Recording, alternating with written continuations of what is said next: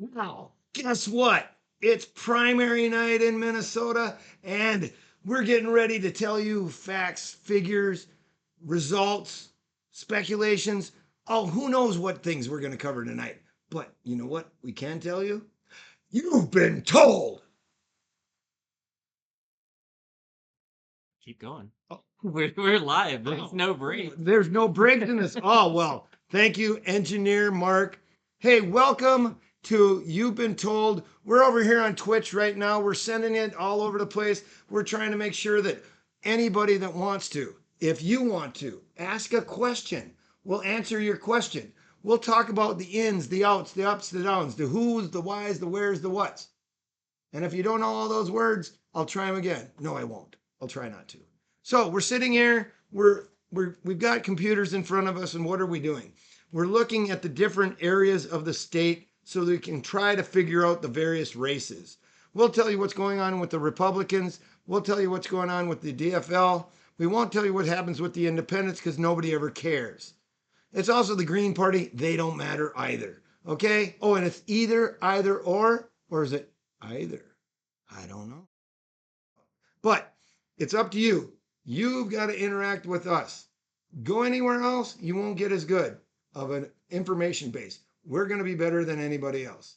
Why? Because my name is Shawn Toll. I've been writing about Minnesota politics since 1995. My website's called checksandbalances.com, and my website's the first in the history of the state of Minnesota political website. In addition to that, it's also the first site of a paid political advertisement in the history of the internet. I'm going to say this to you in the future. You know why? Because I need to reiterate it over and over and over again so you won't forget it.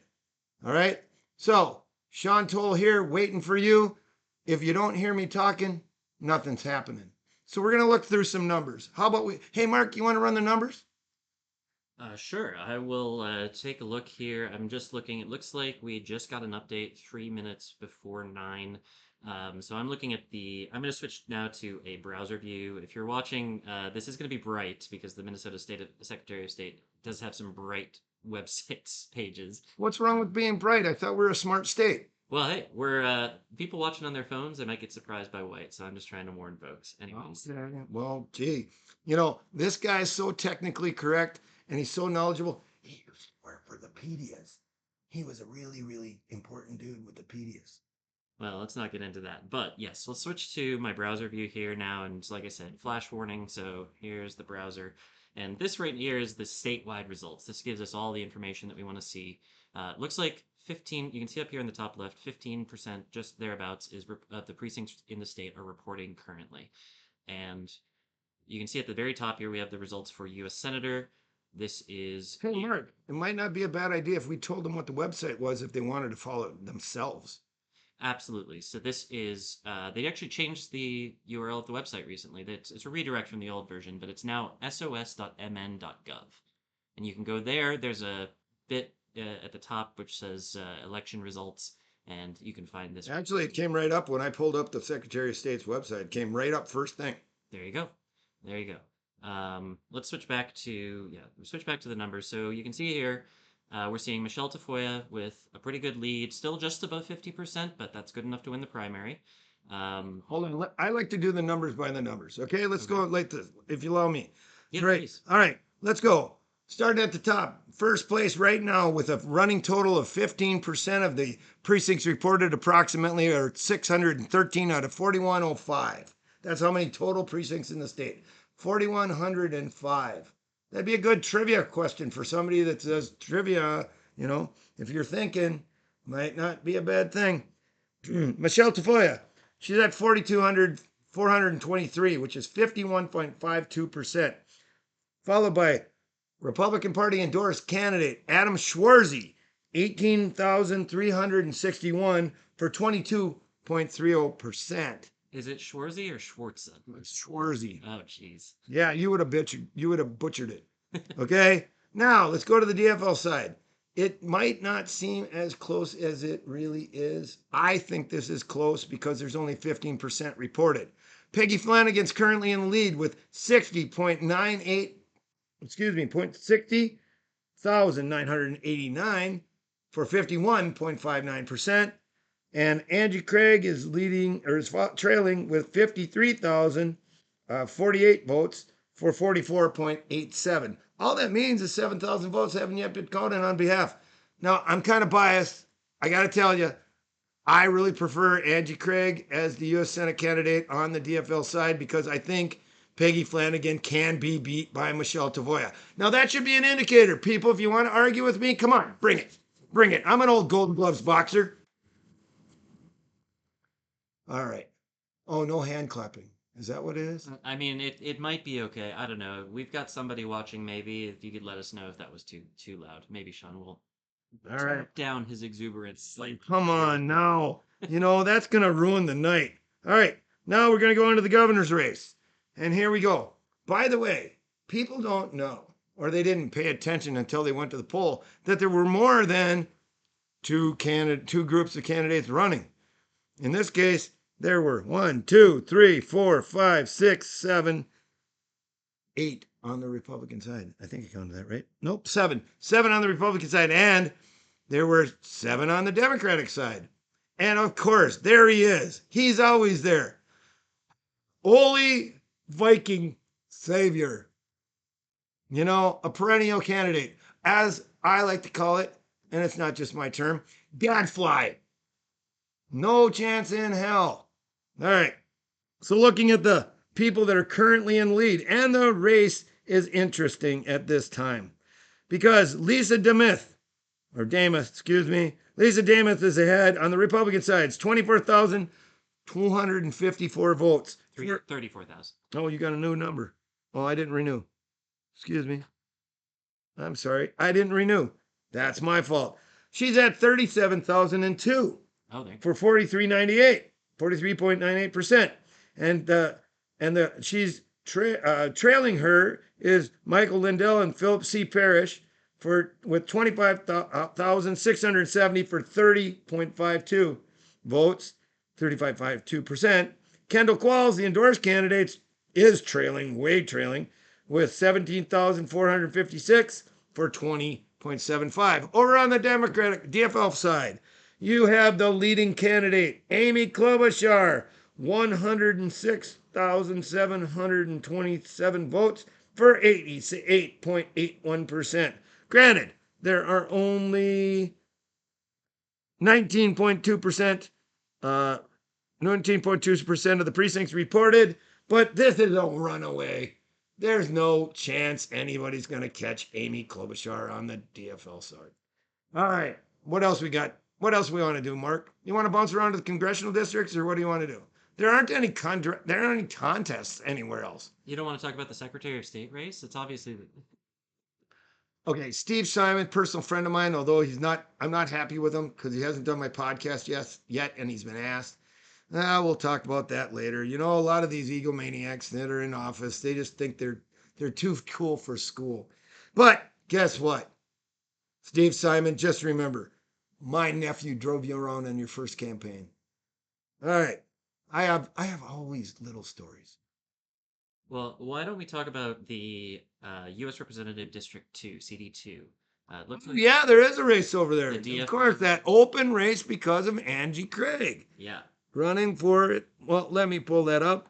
It'll take me just a minute. Doesn't take me long at all because we go to the map and we go right there and boom, there it is. Now, Eric Pratt is the only candidate running on the Republican side. And guess what, Mark? He got 100% so far. Well, that's better than some people do when they're unopposed. Okay. Well, all right. Now, when we're looking at the race on the DFL side, the endorsed candidate is Matthew Little, and he's leading. The total number of precincts reported right now is 64.62. A lot of them are more than half are reported. That's pretty significant. Yeah. Matt Little's leading 48.41%, or the number was 30,261. The second place person right now is Dr. Matthew Klein, and he's got 18,747. He's got an airplane. He's on trajectory. He's on the path, and he's got 29.99. Kyla Berg, whatever. She carried a bill for me once and then backed out on me. She's got 10,398 votes for 16.63%. I think Kayla's not going to make it through this process tonight, but Matt Little's got the DFL endorsement. That's holding so far. It does look like it, yeah. All right. Well, let's see. I don't think we got anybody else that really matters in the congressional races. Hey, I got a race I want to look at. You know, now I'm going to share with you folks. There's a little race over in Wright County. It might not seem important to Democrats because it's a red district. It's a ruby red district, if I wanted to call it. Don't you think so, Mark? Yeah, I'd say so. Yeah, well, and what you got is you got a candidate with what I consider, and you can read this on Checks and Balances. I've used it already. I consider the DFL endorsed candidate for the Senate seat has one of the worst political names I've ever heard. You want to know what it is? Mark, should I tell him? Go for it. All right. Well, his name is Lewis. That's not so bad. McNutt. Now I know there's enough people that think politicians are nutty as a a what do they call it, as a woodhouse mouse, but in this case, the guy's he's a nice guy. Let's just put it that way. He's just a nice guy. But there's another guy running against him, and the reason that guy's significant to me is because he brought forward the court case against Mike Lindell, and he's the one that's messing with Mike Lindell. Mike Lindell might lose today because of this case, but that would be the data center Fiscum. The data center slayer. Oh, crucially. data center slayer Fiscum. He is not a data center physical. Oh, there it is. Okay, Mark, you're catching me. You're bringing me back to the reality. The data center slayer Fiscum, and Dan Fiscum, he's going to be the candidate we're going to look at here in this race because we want to see how strong the DFL endorsement is in a ruby red district. All right, so just a minute here. I'll pull up the numbers, and it doesn't take me long to get there because I can go right here to the Secretary of State site, and I pull it up, and here we go, and we got him. And right now, the race is not very, very well attended. Oh, yes, it is, actually. Yeah, 78% reported. 78% reported, and only... Which is pretty good. Yeah, but when I look at the numbers, there's like less than 1,000 people that have voted in this race. This is pathetic. Honestly, quite pathetic. But guess what? The margin of victory right now for Lewis McNutt, or the margin for Lewis McNutt, is 496 votes, or 59.97%. To Fiscum's 313, or 40.3%. But there are still 8 precincts out there. I don't know. A little early, but we'll see. We'll come back here maybe later in the evening. All right. I also have a race that I want to know in the same district, and that would be the B side of the race. So then we'll look at the representative races, and here we go. There are not that many precincts that actually have B side races. Well, right now you got this guy named Colton Crafty. He's got 287 votes, or 67.79%, to Marcus Claxton, 156, 35.21. Now, I didn't think Claxton would do anything, but he's holding his own a little bit. Not really, but the guy, this Colton Claxton guy, he looks like I don't know, he's a reject from Duck Dynasty. You know, he looks like it. And if you listen to his rhetoric, he sounds like a Christian nationalist. Well, I got a problem with Christian nationalists personally, because those are the people that killed Melissa Hortman, or that's what Van Spelter was. And I just really don't endorse people of that stripe. So we'll be back to that race maybe later in the evening. So what else we got, Mark? What should we do now? Well, I was starting to look at what precincts were still not reporting in Senate District 29, because you mentioned that there are still 8 precincts left to report. Sure. I was trying to figure out if there were some of them that were maybe high population that they're still counting votes. And well, if you want to look at them, the ones that would be key would be Monticello and Buffalo. Those would be the precincts of value. Mm-hmm. And you can actually pull up 5 different precincts at the same time to look at them, if you want to look at that. So I'm actually looking at the results by precinct. And so of the Monticello precinct, three of the four have reported, and Monticello Township has reported. What else did you say? And Buffalo. Buffalo. Buffalo has all reported. Okay. So we're still looking for Chatham Township Precinct 2, Delano, Okay. um, That's where the parade happened. Monticello Precinct 3, Rockford Township Precinct 2, and South Haven. So maybe not a lot of votes left out there for anybody to get in this race. I think Delano's got a strong population as well, so that could be a factor. All right. Well, now looking at the Michelle Tafoya race, it's clear. I'm going to renew that because I'm on a page with that one right now. We're going here. Michelle Tafoya keeps gaining steam, and out of the total state reporting right now, she's still leading significantly over the endorsed candidate, Adam Schwarzy. And we have 39 of 87 precincts reported. And then we're looking at the DFL Farmer Labor Party race. That's tightened a little bit. You've got Peggy Flanagan with 62,667 votes and for 51.54%. She's dropped a little in percentage.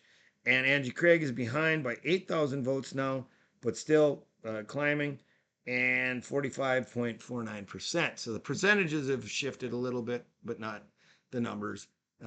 Still got an issue there.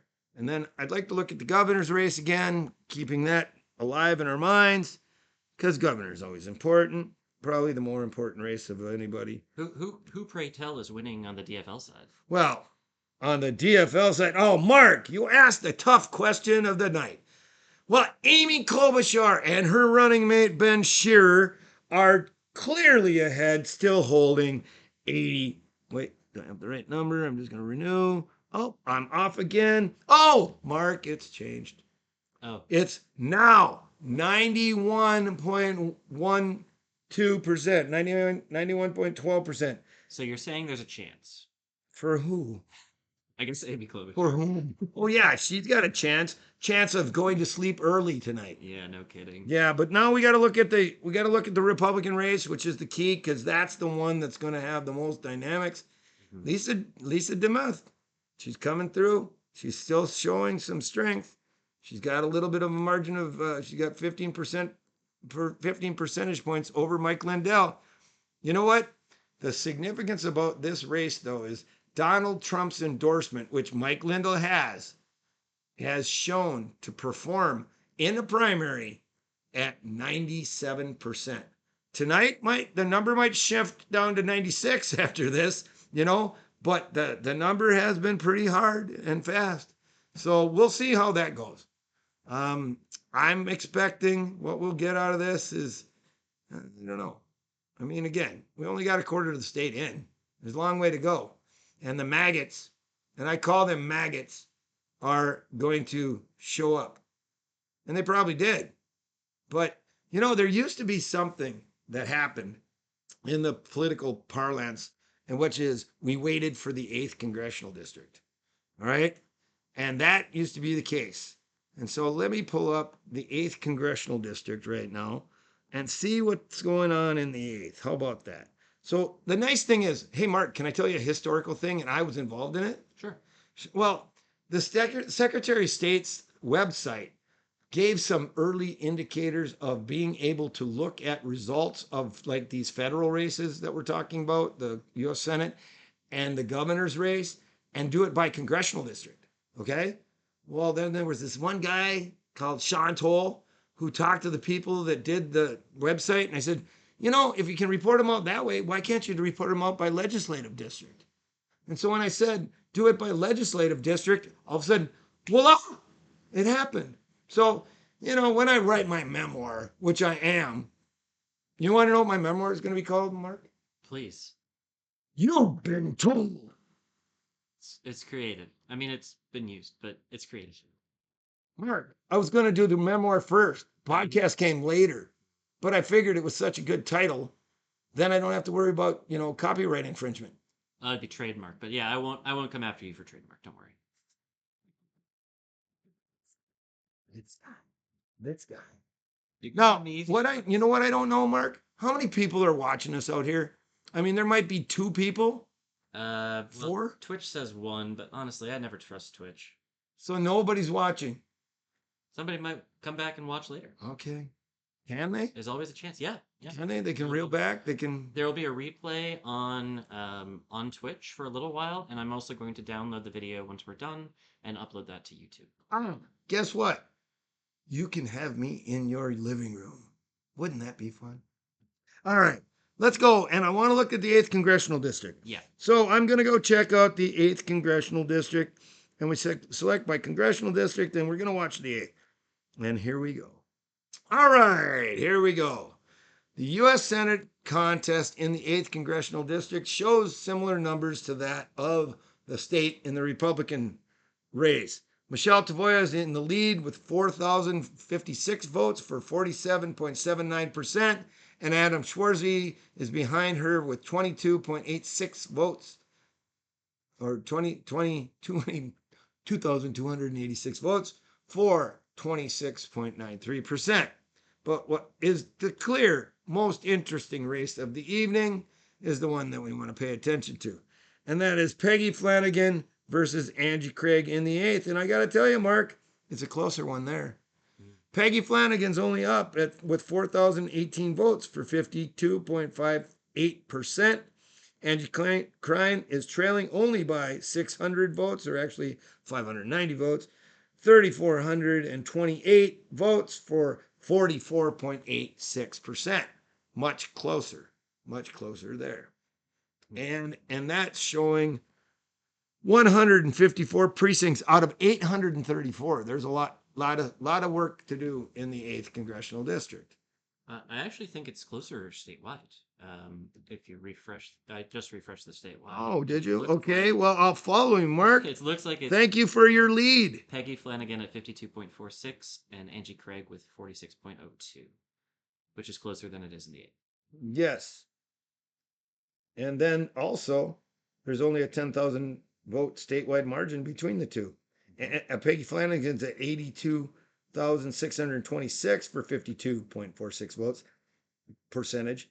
And Angie Craig's trailing only by 10,000 votes, or less than, well, actually, it's 10,200, but 72,487 for 46.2%. So it's tightening.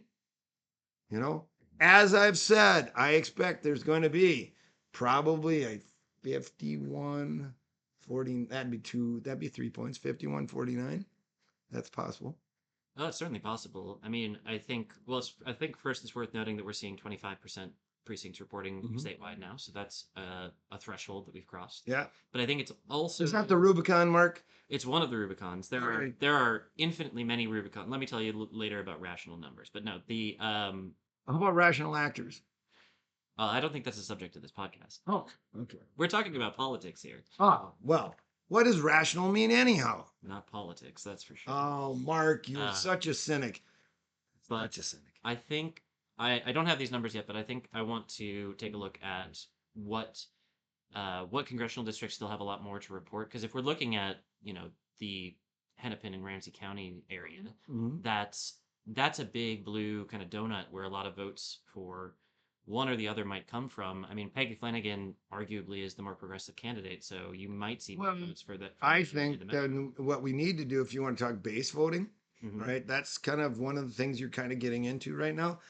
So that means we have to track Angie Craig's U.S. Senate votes in the 2nd Congressional District, and then we need to track Peggy Flanagan's votes in the in Hennepin County or the 5th Congressional District. We could do both. All right. That's the beauty of this. The beauty of the Secretary of State's website is it's multifaceted in its ability for you to count these numbers and to look at these numbers a different way. In fact, you can look at them all the way down to the precinct level if you wanted. So if you lived in a particular precinct, you could pull your own precinct up and see how your neighbors vote. You'll know whether they're batshit crazy or they're smart. Two options. Yes. Well, is there only two? Apparently. No, there's far more than two. So yeah, I'm just gonna go through the congressional districts quickly and say just the numbers. It looked like about 24% in CD1 so far, 70% in CD2, Oh, that's pretty profound. Yeah, so that's probably where Angie Craig's getting a lot of her votes because it's her Sure, district. it's their district. Sure. Um, They know her. yeah, You know, when somebody knows you, they generally stick with you when you're going to want to go to another race. yeah, Although there's a lot of people tonight in other states that have tried to move from Congress to the US Senate and have not been very successful. But here's a term that a lot of people don't know. When a person was a candidate for attorney general or was an attorney general and then wants to be a candidate for governor, we call them ABG. You want to know what ABG stands for? sure. All but governor. Right. Well, so it's looking pretty. Mark, you got this covered. You let them know because I Uh, got to get another beverage. yeah, fair enough. It's actually looking pretty uniform across the board. Most congressional districts are hovering around 10 to 20 to 25% reporting. The second and the sixth are outliers. Congressional district. Hold on a second, I'm getting there. Congressional District 3 is reporting 13.54%. Um, CD4 is actually at 21.33%. They're doing better than CD3. CD3 is I want to say east suburbs. CD3 is actually it's the I'm just western suburbs. the western suburbs. Yeah. I've got it flipped up. Yeah, I'm like, Um, wait a minute, you really screwed me up with that one. yeah. I CD4. know east from west, and I also Yeah. know. Do you know how you tell north from south when you're stuck in the woods, Mark? Something about moss, I'm sure. Yes, the moth is on the southern side of the tree. Right. Right. But then, Mark, the sun rises in the east and sets in the west. Right. But you have to know the time to figure out what direction it's going. Yes. No, you don't. Rises in the east, sets in the west. If you look right about here, that's about noon. Oh, right. I thought you were talking. Anyways. Sarcasm, sarcasm. Back to the congressional district results. So CD5 is where we start to see an outlier as well. Only 9.68% reporting in CD5, and that is Oh, that's a significant difference because we're thinking that Peggy Flanagan would have a lot of more support there. She used to be a state representative for one term, used to be on the Minneapolis school board, never showed up to meetings. Yeah, 15% of the time did she go to her meetings? Yeah, not a good candidate, people. If you voted for her, you wasted your vote. But I hope she doesn't get it. of course, it's important that you vote even if you voted for the wrong candidate, according to Shawn. Of course. Yes. Anyways, But you can correct your vote later. well, potentially, unless Angie Craig loses. Depending on what you mean by correct, I suppose. But, anyways, CD6 is where we see another anomaly, 76.81% reporting there.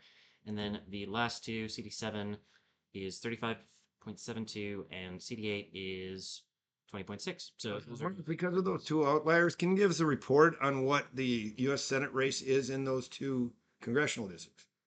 in CD6. Let's start with that. You know, that's Anoka County, it's Benton County, goes up to Stearns County, and it's over all the way over to Washington County. And I have an expression for the 6th congressional district since that's my old home district. I was once going to run against Tom Emmer until I fell off a ladder, broke my back. But I still haven't considered not doing it again.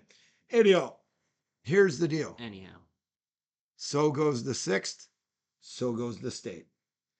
Well, it's bad news then for Shawn's favorite candidate because at the moment, Peggy Flanagan is leading 55.19% to Angie Craig's 43.21%, 22,026 votes to 17,245 votes. It's only 5,000 vote difference. Mm-hmm. So there's a chance, No, admittedly. a bit, but the margin statewide was 10,000, Mark. Mhm. So the significance of that is 5,000 of them are in the 6th. Okay, the question is, do other areas make it up? What do we got in second? The second, let's see, I'm just going to switch back to it quickly. So in the second, we are looking at practically a dead heat here.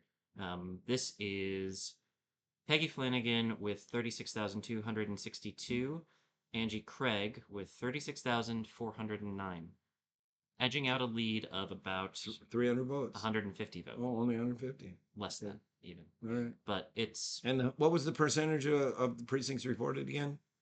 that is in the second is 73%. Okay. Still 25% out there. That's true. Yep. Well, tight here, loose there. But that again, the sixth congressional district was a key number because that with the 10,000 vote margin statewide, 5,000 of them are in the sixth. That means there's only 5,000 more spread across the state. That means you've got a wide, wide open field. And also, I think the seventh congressional district, the third congressional district, not the third so much. I would say the seventh. This not can't go the second too. The first. Hey, that's a good one. Find out what's going on in the first. The first might be the swing in this one. Let's see. So in the first, it looks like 28.8% reporting. And in the Senate race on the DFL side, we're seeing 55.75% for Peggy Flanagan, 41.8% for Angie Craig. Another margin but the percentage is one thing. What was the numbers? What were the raws again?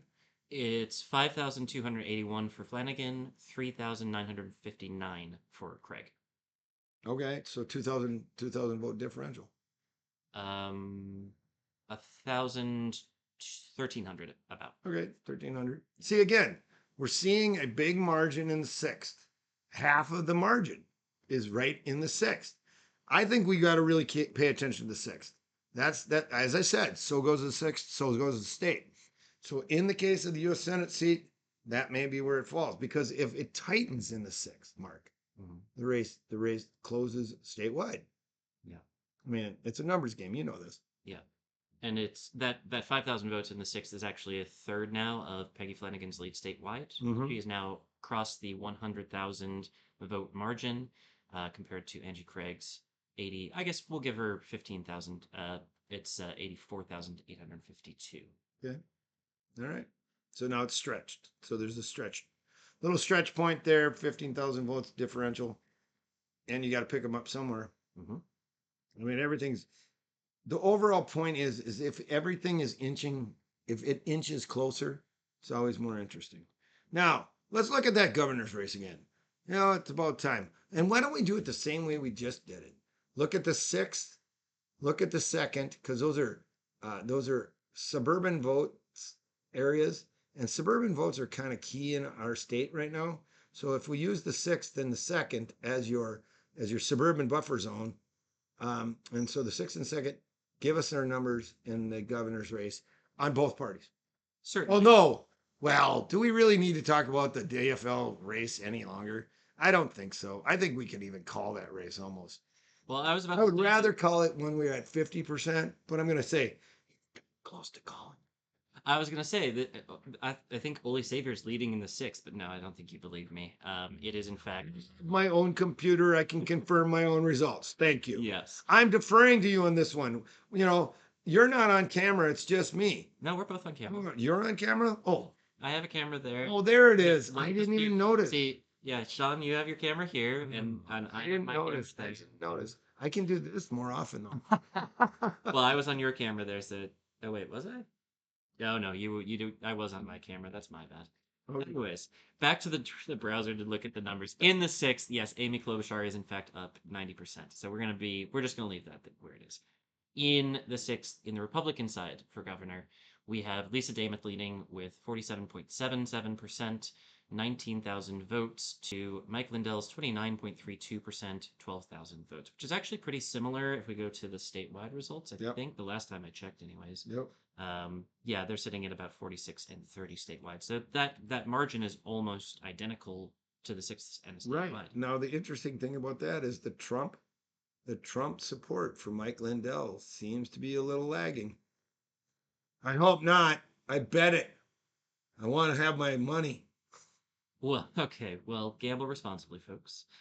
First of all, but back to your question, you also wanted to see the second, or it's in the second for the governor's race, and excellent news for Amy Klobuchar. Once again, she's leading at 91% here. But back to where it matters, Lisa Dameth is at 48.98%, and Mike Lindell is at 28.59%. So actually doing a little bit worse in the second. Wow. Okay, go to the eighth now. The eighth is where that would be the buffer zone, outside of the buffer zone. The eighth. Let's see, you can scroll down, and then where's there it is. It's the big one. Here it is. In the governor's race in the Republican side in the 8th, it's actually a lot closer. Lisa Dameth is only leading by about 313 votes, 38.20% to Mike Lindell's 35.12%. So she's actually a little bit closer to losing the 8th, but luckily for her, I guess statewide that matters. And what do we get out of the U.S. Senate race on the DFL side? In the 8th. Yes. The U.S. Senate race is currently, it's looking like 51.95 for Flanagan and 44.42 for Craig. 7%. Yeah, about 7 percentage points. Yep. All right. Well, there it is. And it's your turn to vamp while I get a beverage. All right. Well, we're still waiting for more people to show up and listen to what we have to say. You know, we're an early started podcast. We've only had 2 episodes so far. You can check us out on YouTube at You've Been Told. We're on Spotify, same thing, You've Been Told. And, we're supposed to get to iTunes. I don't know when that's going to happen. Or Apple, not iTunes, excuse me. That'd be Apple. We'll see when we get there. It's a challenge. And here we are. So, I got to look here. I'm getting some texts, so If you want me to run through some things, I have a few less maybe interesting or exciting races, but they're contested races that I can. Go ahead. Share with the audience. Yeah, we'll share with the class quick. So I had gone through and I'd looked at races that we saw that had contested races. So we're looking at pretty much the whole gamut. I didn't look at. I think there's a St. Paul School District thing that is happening, but I didn't look at that. But U.S. representative, state representative, state senator. I made sure to catch all of those. So we'll just go through them all really quickly. This is. Oop, that's the wrong one. That's the wrong button. There we go. This is U.S. Representative District 1. Not a huge contest here, but it is contested on both sides, so I wanted to make sure we showed the numbers. District 2, we talked about a little bit already, but these are the numbers currently. District 4 is technically contested on both sides. Shwar Raman going up against Betty McCollum, sadly not making much progress there for him anyways. District 6 is contested on the Republican side. Tom Emmer not in much danger of losing his seat with his 81% here and 79% reporting in the contest. And District 8, Pete Stauber not in much danger here. On the DFL side, Trina Swanson, I believe, is the endorsed candidate and is not having any trouble there either. I've got something locally here in Ramsey County. You want to hear one? Absolutely. Well, how about the Maria Isa Perez Vega race to fill the vacancy in the county board against Rebecca Naker, city council president? Got any speculation, Mark? You're not looking, are you? You're not cheating, are you? Well, I'm trying to just so that people can see it when we talk about it. Oh, man. Okay. Marisa Perez Vega, 924 votes for 47.53% to Rebecca Naker at 835 votes or 42.95%. 15 out of 162 precincts reported. That's a pretty low number of precincts reporting, so it's probably pretty early to tell what's going on there. But that being said, those are really close numbers. Depends on if it's on the west side. That's true. Maybe we should take a look at where the precincts are. Why don't you do that for us, Mark? Show us what the west side looks like. Absolutely. I'll get on that. You should probably talk while I do it, though. Marieta Perez Vega, state representative from the west side of St. Paul, and she is running for that county board position that was vacated by long-term serving member Rafael Ortega. And now the interesting thing is Mr. Ortega, he has a Hispanic background as well as Ms. Vega, but it'd be Perez Vega. And they have but one's Puerto Rican, Maria Isa is Puerto Rican, and Mr. Ortega is Mexican by heritage. Rebecca Naker, she's, I don't know what her heritage is. I can't even get into that. But if anybody wants to know, I've been to Puerto Rico a lot lately. I've been there twice in the last 3 months. I'm going back. We'll tell you about that some other time on a installment of You've Been Told. So, look at that guy. Charles S. Barklin. He got 185 votes. Boy, high performer. Hmm. Yeah, I'm looking for precinct results, and I think I've found it. I just have to translate ward and precinct into something that folks can actually understand and that I can understand. I only have a passing understanding. Doing the comma delineated part, or are you? What are you doing? I'm looking at results by precinct in the county race. So there's actually only 4 precincts reporting in Ramsey County for this contest. So it should be easy to find where they are. All right. Um, All right. Well, you're doing that. I'll bounce around somewhere else. Okay. I'm going back to. How about we talk about the statewide election results? Are there any changes? Are we past 25%?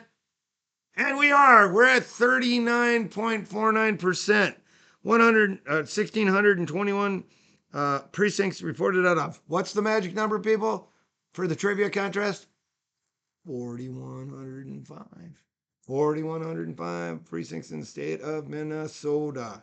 That doesn't change. By the way, did you know that, Mark? The number of precincts in a state do not change.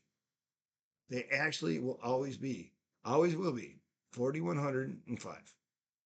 They will change in number of people in them, but the number of raw precincts will never change. so the number of precincts in Minnesota never changes from 4,105. Yep. Surely there's not the same precinct number in each state. No. No, but they never change in any state, is what you're saying. They shouldn't change in any state. Right. That is correct. They basically mapped the state out precinct wise, and it created a geographic boundary for that particular item.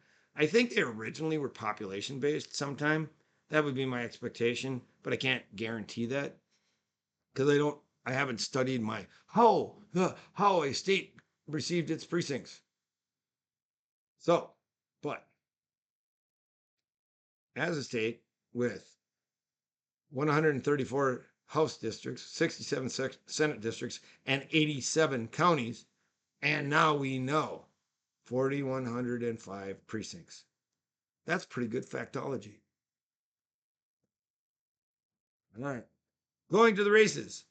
Looking at Michelle Tafoya. She still has a commanding lead with 83,602 votes, or 53.32 votes, to Adam Schwarzy for 37,018 votes, or 23.61%. Over on the Democratic side, it's 9% differential. Peggy Flanagan, 109,202 votes for 53,040 votes. And Angie Craig at 91,738 votes for 44.86%. And that was with 39.49%, or 16,021 out of 4,105 precincts. Okay, I think I have a decent idea now about the Ramsey County race that you were just talking about. So I believe, I could be wrong here, but I believe we're seeing reporting from Ward 2, Precinct 1 and 2, which is like the downtown area. We're seeing reporting from Ward 3, Precinct 12, which I think is... By the way, Ward 2 is Rebecca Naker's. Right, so she's... City Council District. And she is not getting much of a lead in those 2 precincts, but they're downtown as opposed to the west side. So that might be different. But we are seeing, like I said, Ward 3, Precinct 12, which I don't have a full location on yet, but I imagine it's somewhere near Highland Park. This map is not... Because Ward 3 is in Highland Park. Right. Or, Highland Park is in Ward 3. Right. So that's kind of that area. And then the final precinct we're seeing is Ward 7, Precinct 4, which is East Side. Mhm. Right. So, um, that's going to be, yeah, that's a That really, should be a high population ward too. yeah, eh, it's 200 some. But I will say Perez Vega is knocking it out of the park on the East Side. So there's Yeah. Okay. 184 to 67. All right. Well, thank you for that piece of information.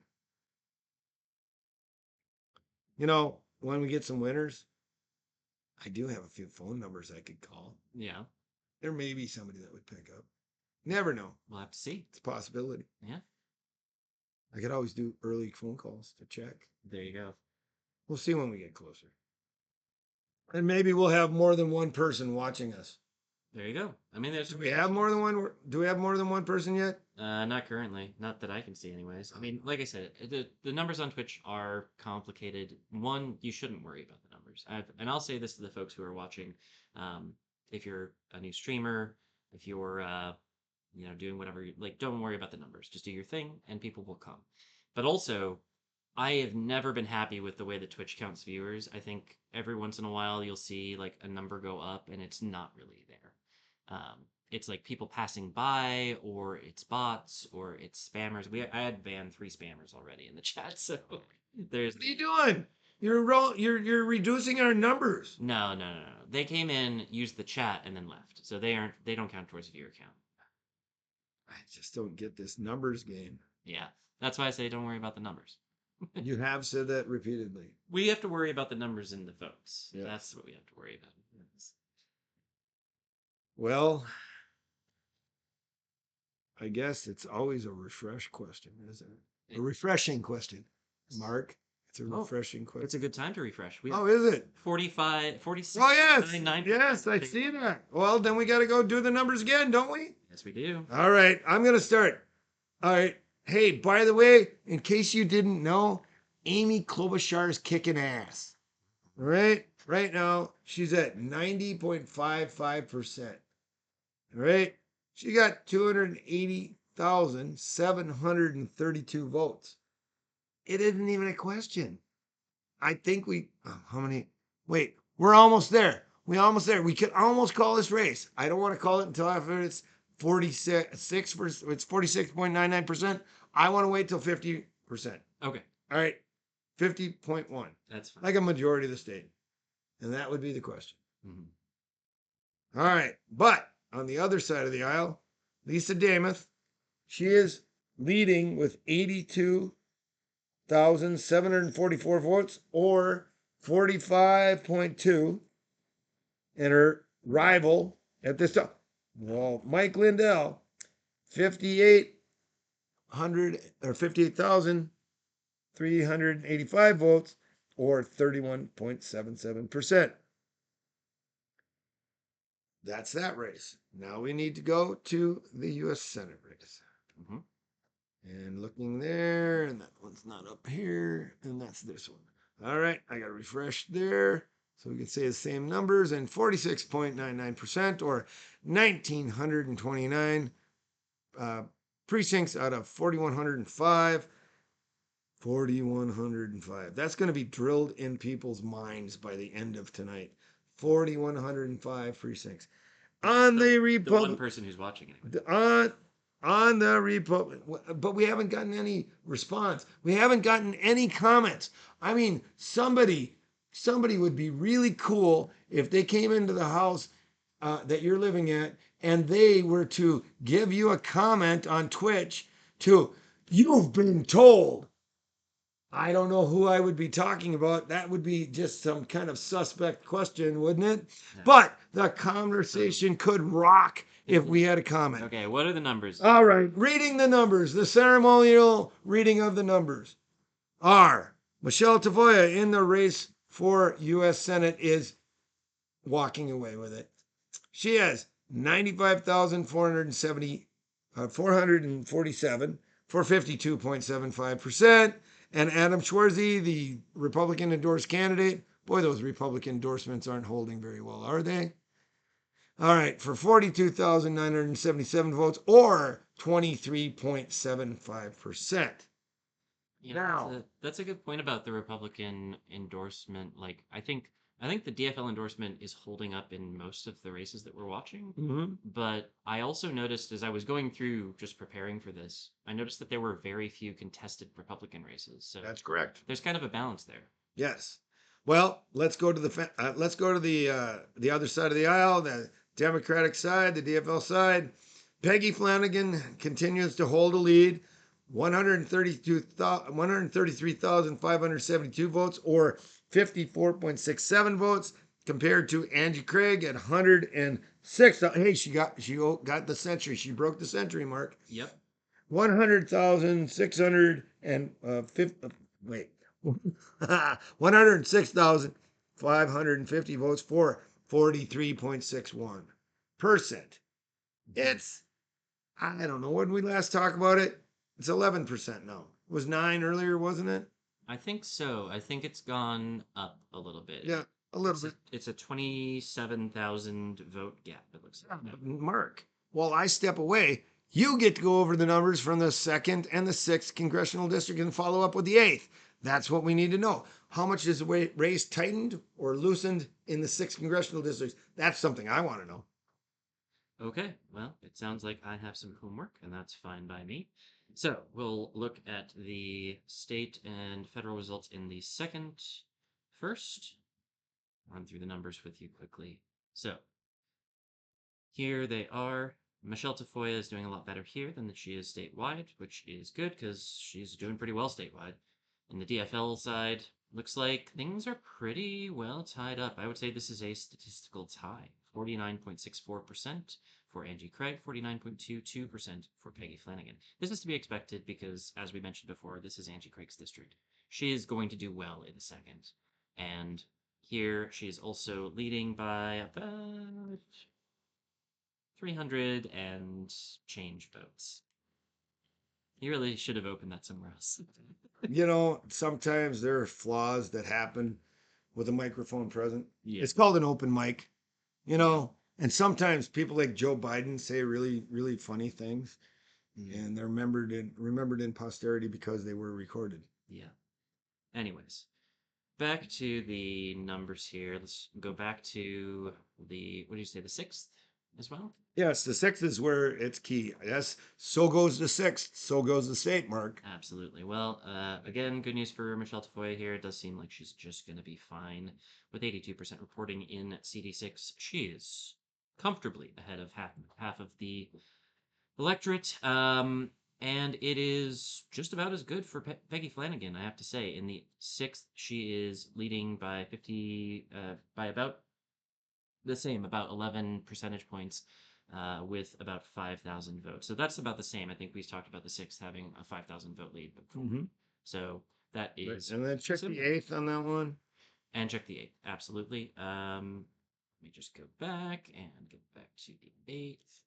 The eighth is looking like Peggy Flanagan with 53.86%, Angie Craig 43.22. So they're about a 10 percentage point difference with about 1,900 votes. Mhm. Well, the numbers are flowing. They're coming in quite regularly. I don't know. Is it about every 15 minutes? I think we're getting a new number, or is it every half hour? Oh, I don't know. The number of nights that I have spent cursing Steve Simon, not because he's a bad guy, just because he doesn't give me my numbers fast enough. It's variable. It depends on the counties. It depends on the precincts. Some have more votes. Some Well, have can we talk about the process? absolutely. All right.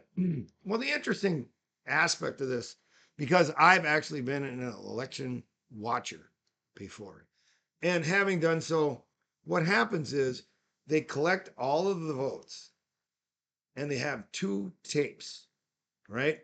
And that those two tapes are redundant. Okay, people want to talk about election fraud or election integrity or voter fraud or whatever they want to talk about. We are a paper-based system in Minnesota, and the key about that is when you put your ballot into the machine, it tabulates it, and then it makes a cumulative vote total, and that is reported out at the end of the night, and it's collected by the election chief election judge. Then there are 2 tapes, and then that's the redundancy. And then they actually have to physically take them to another location to deliver. So in the metropolitan area, that means everybody has to come to the Secretary of State's office to drop those numbers off. And that's when they get reported. And then they get uploaded into the machinery. So when I was on the east side of St. Paul, they had to drive to the Secretary of State's office to deliver the numbers. That's how it works. It's just a key aspect of it. If you are in a rural county, you go to the county seat and then you phone the numbers in. But then you have to have the rest of it mailed in so that confirms it. So it's actually, if you ever hear the term where they have an audit of the election and they have to actually affirm all of these numbers, they have to confirm them and affirm them so that they know that they are all correct. And that's the process. And it takes about a week after the election for it to become official. Official. We should have a sign like that, air quotes and official.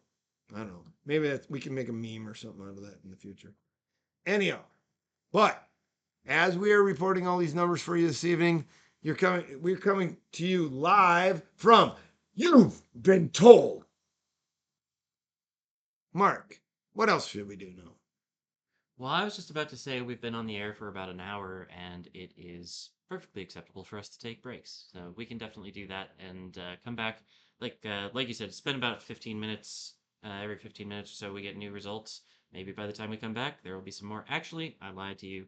We have a little bit more now. It just jumped from 46 to 53% statewide. We went over the magic number, 50%, Mark. I said we need to do it because what do we have to do now, Mark? We have to go to the statewide race for governor, and we're gonna call it. We're gonna call Oli Say. No, wait. Who's winning? Who's winning? If you dared call Holy Savior, nobody will ever listen to us again. I would hope that the sort of person who would watch a political podcast would enjoy the comedy of that statement. The levity? Yeah. No, because it's the gravity that matters, Mark. Yeah. Okay. So you wanna call this race now? I would love to call the race for governor on the DFL side. Trumpets. Can you play trumpets? I can't. You got to give me some warning for audience. I don't, Mark. Anticipatory activity of the engineer. I mean, Mark. He looks better than me on camera. He's got more hair. Okay, but you know what? I burned mine off. This brain, it churns so much. It's so hot. But that said, I think trumpets should be blaring. But we're gonna say, in regards to calling this election for lieutenant governor and lieutenant governor on the DFL side of the primary on August 11th, checks and balances, and You've Been Told calls the race for Amy Klobuchar and Ben Scheer at this moment with 96.68% or 243,602 votes, with a reported amount of 53.5% or 2,196 of how many precincts, Mark? 4105. No, 4105. We call the race for Amy Klobuchar and Ben Scheer. All right, there you go. Then, as far as that goes, we'll look at the other races now. On the same question on the Republican side, Lisa Demuth is winning with 94,629 votes, or 44.68%, to Mike Lindell with 68,031 votes, or 32.12%. Looks like my wager is not doing so well. Well, and once again, gamble responsibly, but yeah, not looking so hot for you. All right, moving on to the U.S. Senate race. Just because we have a higher percentage of items in, we go and look at that, and what do we see? But Michelle Tafoya still holding her lead with 21,617 votes, or 52.58% over that of the, uh, well, actually, she's got them by better than 2-1. Adam Schwarzy, the Republican endorsed candidate, with 49,760 votes, or 23.87. But down into the race of the day, the one we really are paying attention to, Peggy Flanagan's holding her lead with, a little bit over 40,000 votes. No, 30,000 votes. Excuse me. 140,817 votes, or 54.42%, compared to that of Angie Craig with 119,067 votes, or 43.84%. Mark, guess what you got to do? Check the 2nd, the 6th, and the 8th. Thank you very much. But I want to quickly say that that actually represents a slight decrease in the percentage point lead that Peggy Flanagan has. Okay. Thank you for sharing. We were talking about it being an 11-point race before. Now it seems like it's more like a 10-point race. So got it. That's a little movement. Yeah, a little move. Yeah. But yeah, let's. I guess I'm going to take the. Let's start at the 8th district. Looks like we're already here, and yes, they did get a couple percentage points, another 10th of their precincts reporting. So scroll down a little bit here, and again, we're looking at the Senate race primarily today. The Peggy Flanagan has exactly 12,000 votes. That's funny. You never see numbers like that. 52.81% over Angie Craig's 10,139 with 44.62% of the vote there. So that's about an 8-point lead with about 2,000 votes split. And so that's, I mean, it's small vote split, but the 8th is, the 8th. So I think that is not super representative of the statewide race. This is a bit of a closer race in the 8th. Let's go back to the 2nd, where Angie Craig is expected to do significantly better. I was not recording the freaking browser the whole time. Okay. In this race, in the 2nd, where Angie Craig is expected to do a lot better, she is leading by less than a percentage point. We're at 45,025 votes to 44,414 votes total. And Peggy Flanagan's not going to get a lead, I think, in the 2nd, but she's doing okay. She's holding her own. I think it's a pretty close race there. Back to the 6th, last one we checked. And here we have Peggy Flanagan with 54.77%, Angie Craig with 43.6%. There's that 11-point lead that we were talking about statewide earlier, but now it's just retreated to the 6th district. And here it's about a 5,000-point lead, which is what we've been talking about pretty much the whole night. So in the 6th, we're seeing a 5,000-point lead. Statewide, we're seeing the vote lead widen quite significantly. It's about 27,000% now, or 27,000%. No, 27,000 votes. I got distracted by a bumblebee. Excuse me. So, we are also looking. I'm going to take a quick run through the other races that we are watching quickly. In particular, I'm looking at the Senate district race that both Shawn and I have an interest in. And that's Dan Fiscom and Lewis McNutt. Right now, it actually looks like, I think we were talking about earlier, it was not particularly close, but now it actually kind of is. I'm not saying it's going to be scary for anything, but it's now a 17-point race, where I think before it was a 25-point race.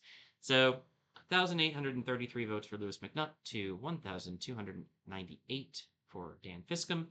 Not winning, but putting up a fight. So scroll through a few other races here to see what else we have. I was curious about this one, but I think I'll wait for Shawn to talk about it. We'll come back to that later.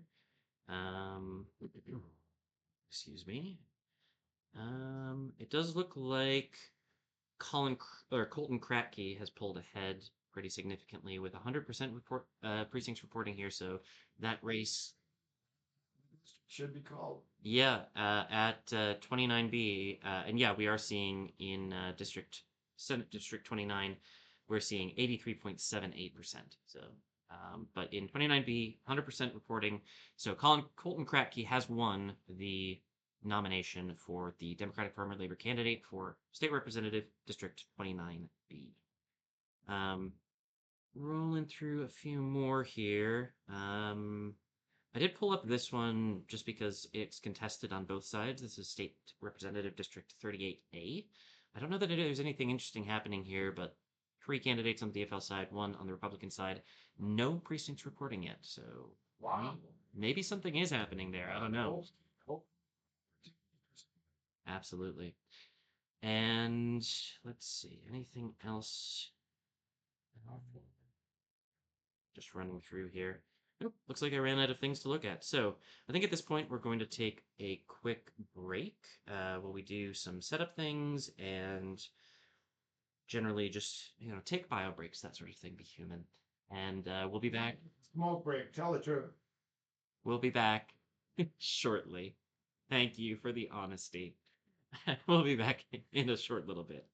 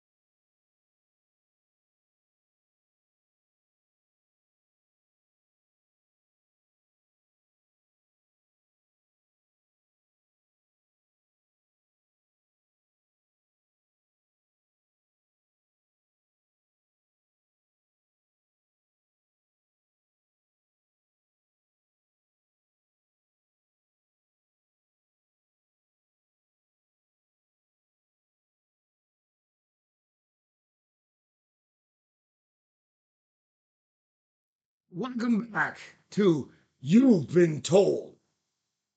All right. Well, we're looking around the state here, and there are interesting factors to tell you about right now at 10:12 at night. There are 32 counties that are totally completed in their reporting. But there are 72 of 87 counties that have reported, meaning there are 15 to yet even report one precinct. So as we look at it, we do have a differential in numbers now. The percentage of reported precincts statewide is 57.86%. So we're approaching 60. 60 is another marker. I think 60 would be, or 66, a 2/3, 66.6. Well, see, three-fifths is also a rational number. So Okay. so, Well, okay. Keep me on track, Mark. Keep me on track. yeah. Okay. But how about this, Mark? We haven't talked about this number.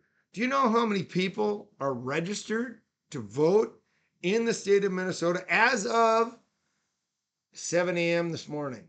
Well, I do, but that's just because I'm looking at the website. Do you want to? Okay, well, yes, I wanted to say it. We're not there yet, people.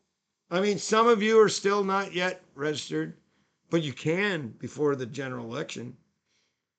And honestly, wouldn't it be nice, Mark, if there were another 128,000 people that did?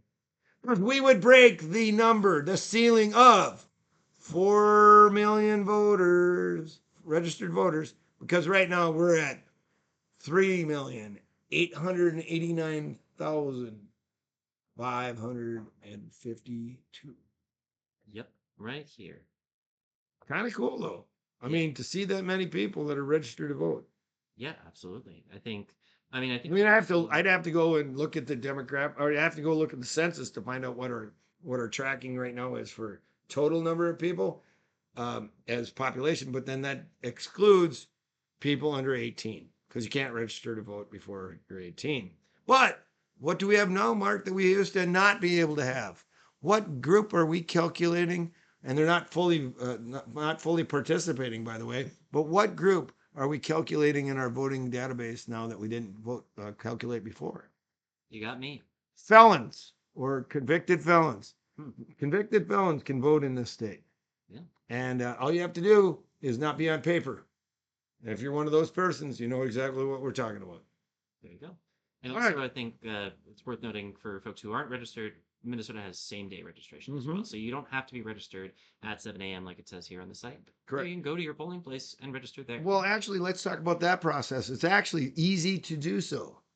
If you go to a polling place with a utility bill, that will allow you to register to vote yourself. You can go there with a signed lease or a signed purchase agreement for a house. And the other aspect of this is unique pretty much to Minnesota, Mark. Do you know what that is? You can have somebody that lives in your same precinct vouch for you. Yep. All right. If you have a housemate, you can go and you can vouch for your housemate. If your neighbor needed support, you could vouch for them. The person across the street could. You know, you can ask people and they do it for you. In fact, I asked a friend of mine what's 2 blocks over. He vouched for me. He didn't have a problem with it. You know why? Because he knows me. He knows where I live. And he didn't have a problem doing it. So, and also we have a process, they call it motor voter. When you move to a new location, a lot of times your landlord will give you a voter registration form, but you don't need that. When you change your residence on your driver's license, you just got to check a box. It's not hard. And also, when you do stuff like that, you're not just checking the box, but you can actually ask for a ballot to be mailed to you. And that could be mailed to you at every election after you have asked for it. So a little bit of, I don't know, a public service announcement. I think that was. Yeah, I think Minnesota. I don't know much about election law in other states, but I think Minnesota is a very easy place to vote. It's not only same-day registration, it's not only motor voter, but also you get time off to vote. Yeah. That's Yeah, guaranteed. you can get your job has to let you off to Yep. vote on election day. Yeah. Doesn't matter if it's a primary or a general election. Or a special election or anything. Yep. I think you get guaranteed 2 hours off to vote. Is that? Yes, you do. Yeah, there Yes, you do. You're correct. But now we got to talk about illegality because it's been something that Mark and I are familiar with. Do you know it's illegal for somebody to give away an item of value to somebody else to encourage them to vote? Mark, why do I bring this up? God only knows, Shawn. God only knows. Well, Mike Lindell knows, Oh. Mark. Oh. Mike Lindell knows because I go to court with him a week from Thursday. I have to have my exhibits in by Thursday this week, and then go to court with him again. Now, if Mike Lindell loses this election, Dan Fiscum, the Dana Center Slayer, Fiscum, has talked about really, dismissing his own case. I said, don't do that. The man needs the pain of stupidity, or stupidity needs the pain of recognition of stupidity. The stupid sick, hit me with your whipping stick, hit me. Anyhow, so let's go back to the votes. I've diverged long enough. All right, renewing the screen just in case something new happened. Oh gosh, look at this, Mark. There's a change in the weather. We have now 75% of the counties, 75 of 87 counties reported, 38 are completed, and we have 72.86% of the state reporting. Of the precincts. In the state reporting. And that's out of 2,991 of, what's the number, Mark? 40105. Oh, thank you very much. And so we're going in and we're looking at it. And still continuing to press her lead, Michelle Tafoya in the Republican side, in the Republican primary is really dominating. Well, actually, Swarzy's come up from his 2-1 behind by 2-1 margin. He's come up a little. But Michelle Tafoya is leading with 161,453 votes, or 53.90%, compared to Schwarzy, the Republican endorsed candidate for the U.S. Senate, and that's 70,289 votes, or 23.47%. Just as an afternote, Royce White, the guy who ran against Amy Klobuchar 2 years ago in the 2024 election, received 31,830 votes, or 10.63%. But since he wants to join the WNBA, he's maybe a topic of conversation for later. Hint, wink, wink, nudge, nudge. Okay, going to the U.S. Senate race on the DFL side, Peggy Flanagan is holding her lead with 334,601 votes, for 58.83%. Angie Craig is trailing by a 19-point margin, Mark. Yeah. Yeah, it looks like it's gone from that 10% that we were seeing earlier to a 19%. This tells me that probably the precincts that we are seeing reporting now are Hennepin or Ramsey County. Yep. That sort of urban core where Flanagan, we expected her to see a lot of votes. 225,693 votes for Angie Craig, and again, as Mark said, 39,068%. All right. 39,000% now it's, but yeah, that almost actually over 100,000 vote lead has got to feel good for Flanagan, but there's still 25% of the state to go, so anything could still happen, and I think nobody's decided to call it yet that I've seen. So no, we're not calling the selection yet. We've already called the governor's race on the Democratic side, but looking at it statewide, on the Republican side, Lisa Damath statewide is at 94,629 votes, or 44.68%. Mike Lindell, who's her closest challenger, is at 68,031 votes, or 32.12%. I'm Yeah. seeing 94,000 for Mike Lindell and Oh, 136,000 for did Alicia. you hit renew? Oh, I may have missed renew. Yeah. Okay, technology is your friend until it's your enemy. All right. Okay, going back in, doing it again. Looking at Lisa Damath, she's at 136,583 votes, or 44.93%. Lindell is at 94,498 votes, or 31.9%. Right. All right. Do you want to look around? What do you think, Mark? I think we should look at what is the differential in Hennepin County. All right. I have those up here, and I can pull them up if you would like. Sure. All right. So I'll go with Hennepin and Ramsey County. All right. Let me see. Okay. For the first one, hitting renew, because I need to. All right. Back into the question. And as far as it goes, what am I doing? State and federal results. And that's, Yeah, I've got it up here actually. I'm looking for, I don't need governor. I've got the US Senate. I was thinking I was going to see the governor's numbers for the Republican side. Let me look. Just let me scroll down and see if I have them. Yeah, I think they're near the bottom. Yeah. Oh, are they? Yeah. Okay. If they're there, then I'm fine. Okay. Ceremonial reading of the scores. Okay. All right. All right. In the race for the U.S. Senate, uh, Michelle Tavoya's got a clear margin of victory. I'm almost ready to call this one, to be honest with you.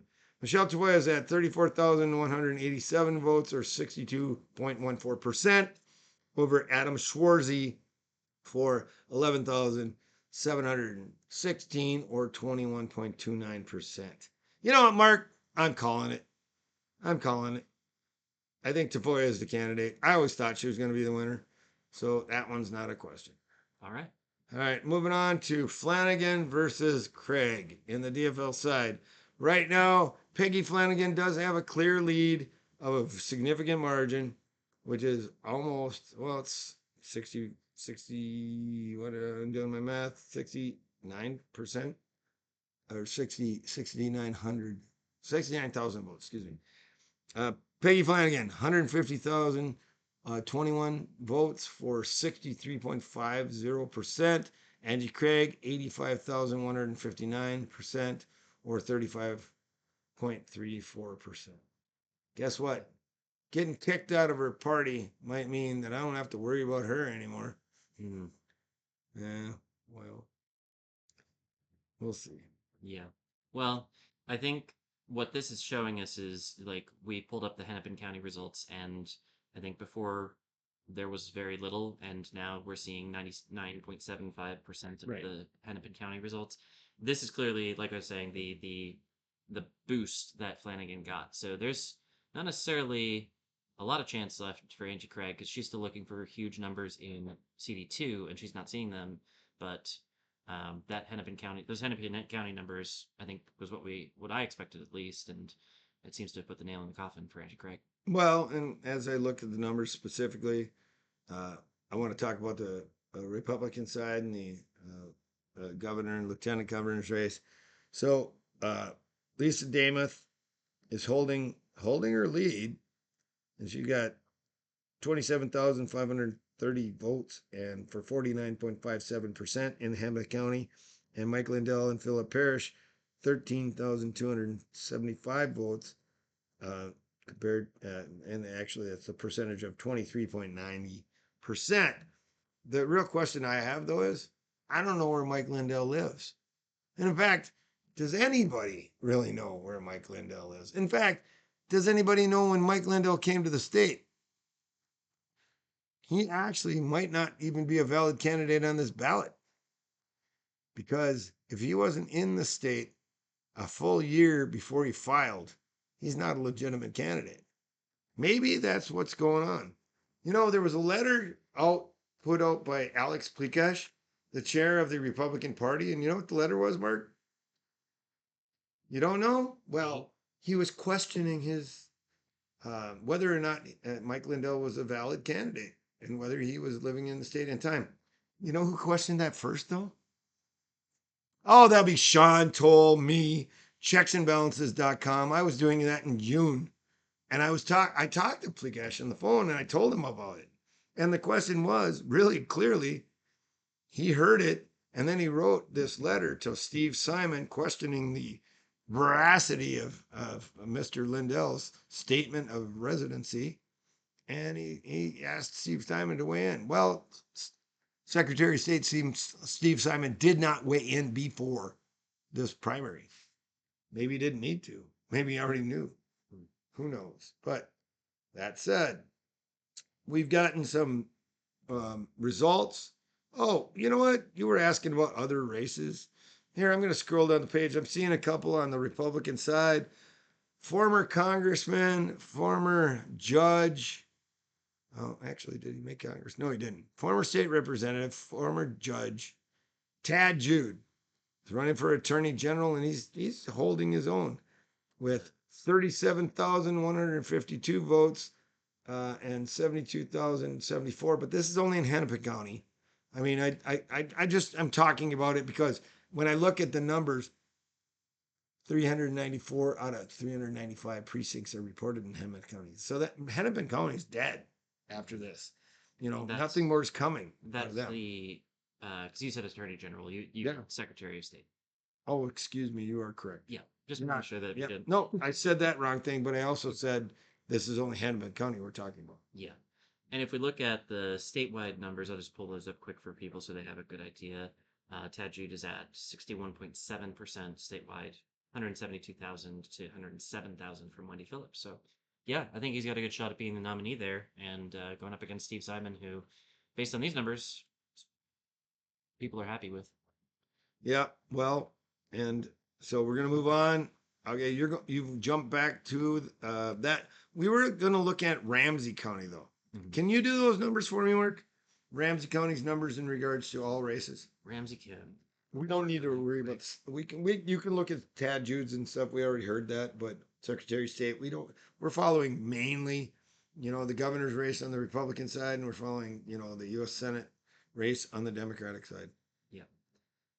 Absolutely. So in Ramsey County, we are looking at the state and federal results. And in Ramsey County, we have 106 of 162 precincts reporting. That's 65.43%. And scrolling down a little bit, we have Michelle Tafoya. Again, her numbers really don't change very much. She's pretty much holding on. We did call that race. We did call that race, so I'm going to stop worrying about it. Down a little bit, Peggy Flanagan, 65.82% to Angie Craig's 33.12%. Now, there's Congresswoman Betty McCollum weighed in against a colleague on that one, really, in favor of Lieutenant Governor Peggy Flanagan. Well, there you go. Yeah, and maybe Betty McCollum has coattails. Possible. There you go. Speaking of Ramsey County, I want to go back into that question about Maria Issa and what she's doing, running against City Council President Rebecca Naker. And the one thing I want to say about these kind of races, you know what happened in St. Paul, right, Mark? You do. You live here. Which time? Well, we changed our voting process. We're now doing our mayoral and our city council elections in the even year. So that's going to play out, and it's playing out over the course of time. So the benefit of Rebecca Naker's candidacy is she's able to run against Maria Issa, who is a state legislator who had to give up her seat in order to be able to contest for this county board seat, but Rebecca Naker did not. She still retains her seat on the city council. Not necessarily the presidency, that comes out of a question amongst the members. But as we read it, in the ceremonial reading of the scores, Maria Isa Perez Vega is leading with 6,068 votes, or 47.98%, compared to Rebecca Naker with 5,664 votes, or 44.78%. That is 106 out of 62 precincts for 65.43%. And that has now been read. There you go. And you've been told. And back to the Ramsey County results statewide, just to wrap this up quickly. We won't worry about Amy Klobuchar, but in the governor's race on the Republican side, Lisa Damath is again holding her lead. But as you said, I think no, you were talking about Schwartzy before, but Lisa Damath here is holding not quite twice Mike Lindell's vote share. So it's maybe not close, but I'm struggling to remember, but I might. Yeah, but what's the wrong vote? How many votes are we talking about here? Ramsey County doesn't have a lot of Republican votes. Right. I think so. Right now, the vote totals are 6,300 for Lisa Damath, 3,200 for Mike Lindell. 2-1. Right, just about. Approximately. And I'm wondering if that's comparable to. Statewide total? Oh no, yeah. So statewide total actually is a lot closer. So, um, I guess in St. Paul, in Ramsey County, maybe the GOP endorsement just held a little bit more weight. I don't know. Well, we also know in Hennepin County, though, we only have one precinct hanging out there. So the weight of the full vote on the DFL side can change with the biggest constituency group weighing in. Mm-hmm. And that means Angie Craig has to climb. I mean, she has to climb significantly. The question is, where? Mm-hmm. Ramsey County? Wasn't Anoka County in the 2nd Congressional District or the 6th Congressional District or the 8th Congressional District? She wasn't climbing in all those areas. But it warrants a revisit of the 2nd Congressional District because that's her base. Why don't you go back there for a minute? Sure. So loading up the 2nd congressional district numbers once again. U.S. Senator DFL side. We have again just a dead heat. 45,000 for Angie Craig, 44,450 for Peggy Flanagan. So Then you have to look elsewhere. less than 1,000, and Now we got 99% reporting. So sure. The votes are not there for Angie Craig. No, she doesn't have enough. She doesn't have enough base vote, but at least she's held her own in her own congressional district. So you asked questions about that. Let's go to the 1st Congressional District on that, because I want to see what an outlying district, not an outlier, but more of a non-metropolitan district would be. Right. So this is definitely different from the 2nd. Yep. And this, I want to say, and correct It includes Rochester. Right. It's Rochester, and also this was Tim Walz's district. Yes. So there's calculus. And you got to remember, Glenn Walz endorsed Angie Craig over Peggy Flanagan, Tim's running mate, for 2 terms. Yeah. So there's some. Is there bad blood there? Do you think there's bad blood there? I mean, I don't know that I can super speculate on that, but it does not seem like it was the happiest of partings, you know? It seems like they're maybe not bad blood, but I don't think Tim Walz is rushing to any Peggy Flanagan events anytime soon.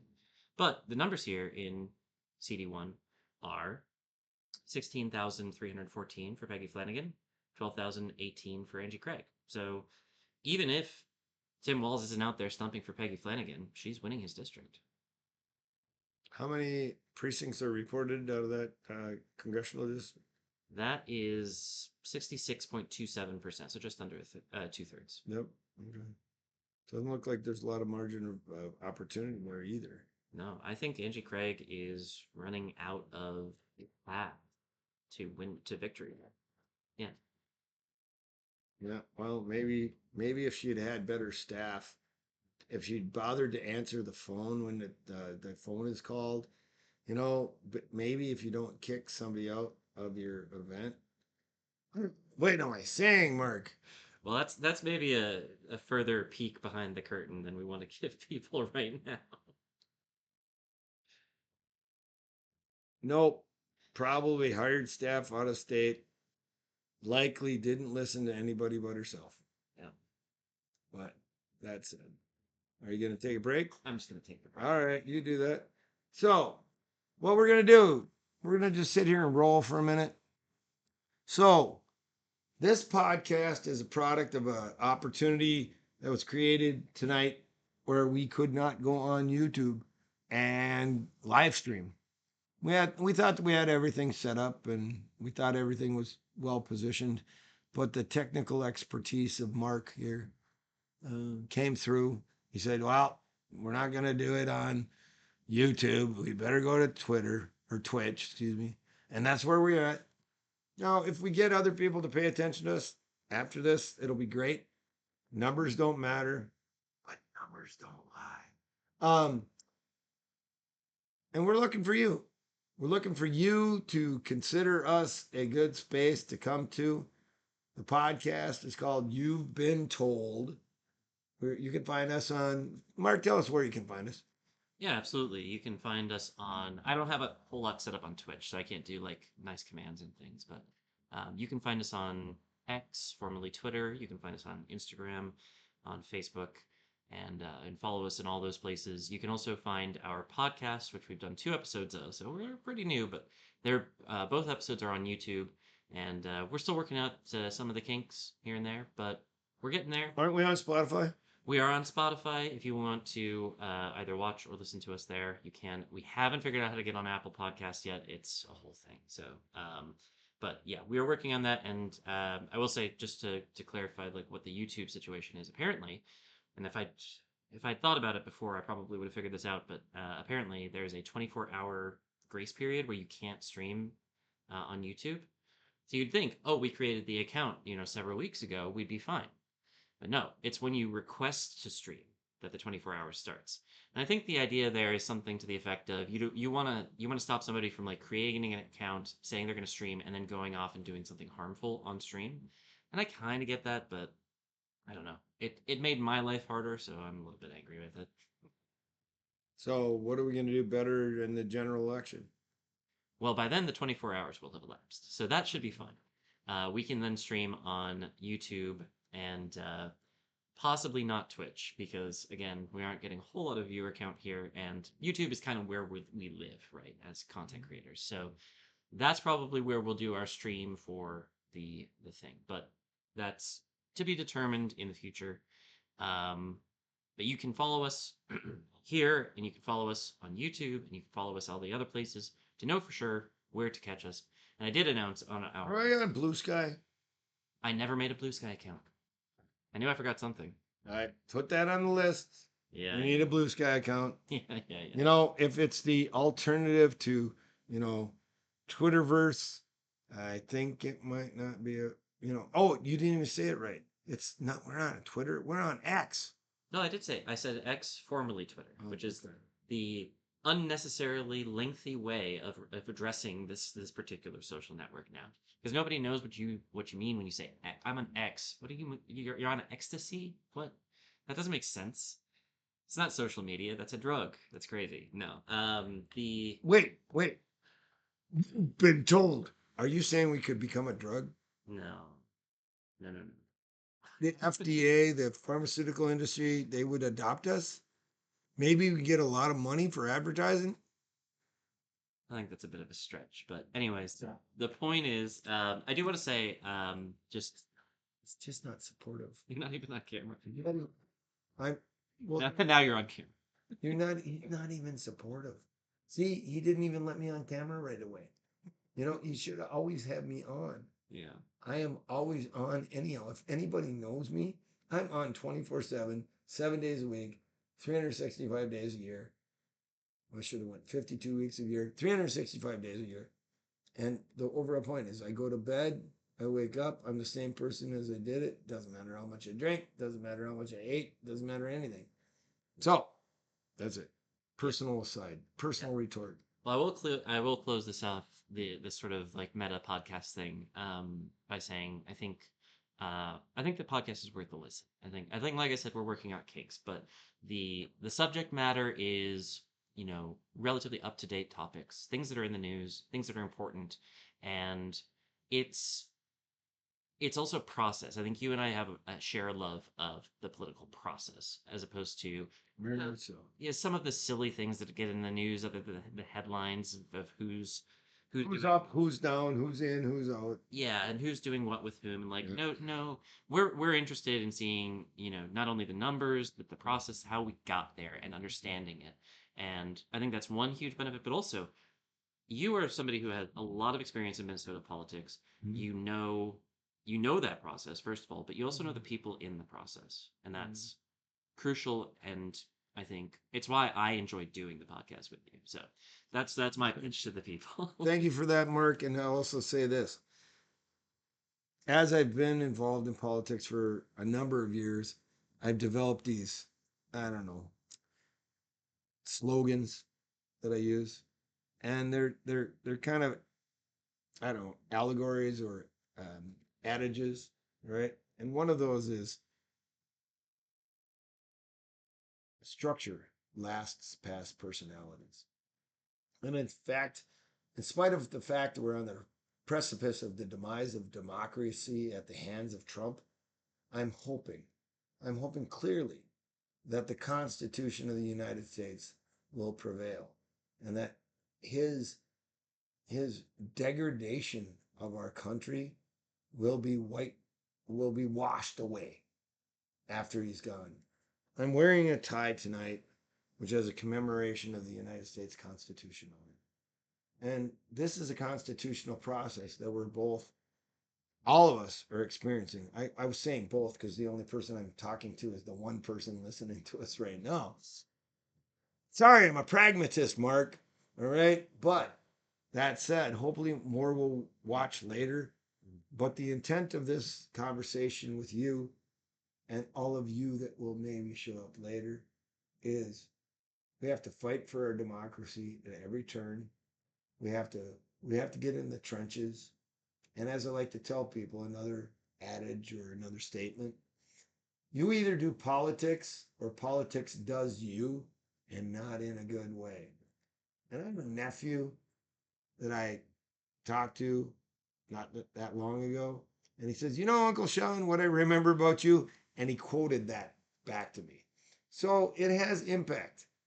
The words I have value, and I'm not trying to be an egoist and extending my value beyond what it is. I speak with an opinion. I write with an opinion, and it's intended to do one thing: get you to think. Cause you've been told. Yeah. Well, I would like to take us back to the numbers. As much as I love, opining, we did actually see a I'm sitting on a what? Pine bench? You said what? What's that word? opining Oh, pine. Oh, okay. word of the day. Oh, all right. We saw a little jump in the numbers here. We are now at 81.49% precincts reporting in the state. Only Counties. only 6 counties 81 out of 87. have started reporting. 6 left. 46 counties have completed reporting. Yes. And if we scroll I'll down, bet you one of those is Hennepin County by now. absolutely, we saw that Hennepin County was 99 point something, so they're pretty much done, no matter what.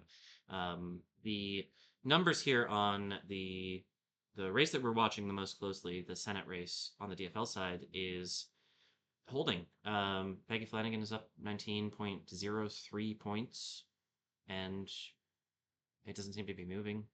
Um, Anything else we want to? I mean, we can check. No, I'm feeling one thing, okay? Yeah. Because at this time of night, the numbers seem to be rolling fairly fast. Mm. I'm actually I've been around for when you're at 3 o'clock in the morning and you're sitting here waiting for even the value of the numbers that we're talking about. And so where I want to go is I want to go around the horn in the 7 county metro area. Okay? Because if you ever read checks and balances, I do numbers. And one of the numbers that I like to do is on when we're doing the issues of after the census, we have a reapportionment time, and so they're realigning the districts. And when they did it this last time in 2021 and 2022, actually, is where they are applied. of the 7 county metro area. Mark, do you know how much percentage of the vote of the total population is in the 7 county metro area happens to be? Well, off the top of my head, I don't, but I would imagine. I'm looking at Anoka County. I pulled up Anoka County quick because I was like, that's probably one you'll ask me about. Um, and it says 253,000, which is already 10% roughly, a little bit less. Mm-hmm. So I gotta say, probably at least 30% of the state's population lives in the metro. No, you're way off. Really? 55% actually. 55% exists in the 7 county metro area. Now, we also talk about the 11 county metro area. Mark, give me a speculation on the number I just gave you. How many people are in the population of the 7 county metro area when the census was done and we finally found out the numbers in 2022? In the 11 county metro. Yeah, 11 county metro area. Well, let's see, 50 something percent. Let's go with 2/3. I'm not sure where your numbers are coming. 58% of the total state population is in the 11 county metro area. So it's not changing over that decade. All right, we're a little bit half through the decade now. Now, if you go to the census figures, you can actually see estimations of the change in population. But I'm giving you the raw numbers that all of these congressional districts, all these legislative districts were based on. And so this is the kind of thing that you'll find if you read checksandbalances.com or if you pay attention to the podcast. I'm a numbers guy. I give you the details because I don't know. I'll ask Mark again. Mark, look over here at your camera. How many precincts do we have in the state of Minnesota, Mark? 4105. Yep. It's a new number. I didn't even have to look it up that time. I noticed. That's why I wanted you to look away. So, with that said, Mark is the engineer for the podcast, but he's also a supportive person in a lot of regard. He hasn't written anything for checks and balances yet. That might be having, we might need to have that happen, you know? But as far as things go, we're going to do the ceremonial read of the numbers around the 7 county metro area. I'll start with Anoka. All right, Mark, you want to follow me? You want to come up with the next one next, or I can go through them all? No, I'll have this one on screen and then we'll go to a different one. All right. Okay. I think I just killed Anoka anyhow. So you did Anoka. So Hennepin's done. We don't want to know Hennepin. So I'm going to call, Ramsey. I just think I killed Ramsey too. You don't want to do Anoka? Well, I lost it. I killed it. You do Anoka. Oh, okay. You know, I killed it. So I have to go and find Ramsey after that. So Sure. So Anoka County is currently sitting at 100% reporting. So there is nothing left to count in Anoka County. So in the Senate race, Michelle Tafoya, no problems there. She's fine. Democratic Farmer Labor Party, we are looking at actually a slightly less lead for Peggy Flanagan here in Anoka County. It's a 17-point lead, roughly. 20,000 votes to 14,000. And that is actually pretty good turnout on the DFL side. Comparable, I guess I would say, for the Republican side. I was just looking at those numbers. Scrolling down a little bit to the governor on the Republican side, because we don't worry about the Democratic side. Lisa Damath holding at 44.65 over Mike Lindell's 31.91.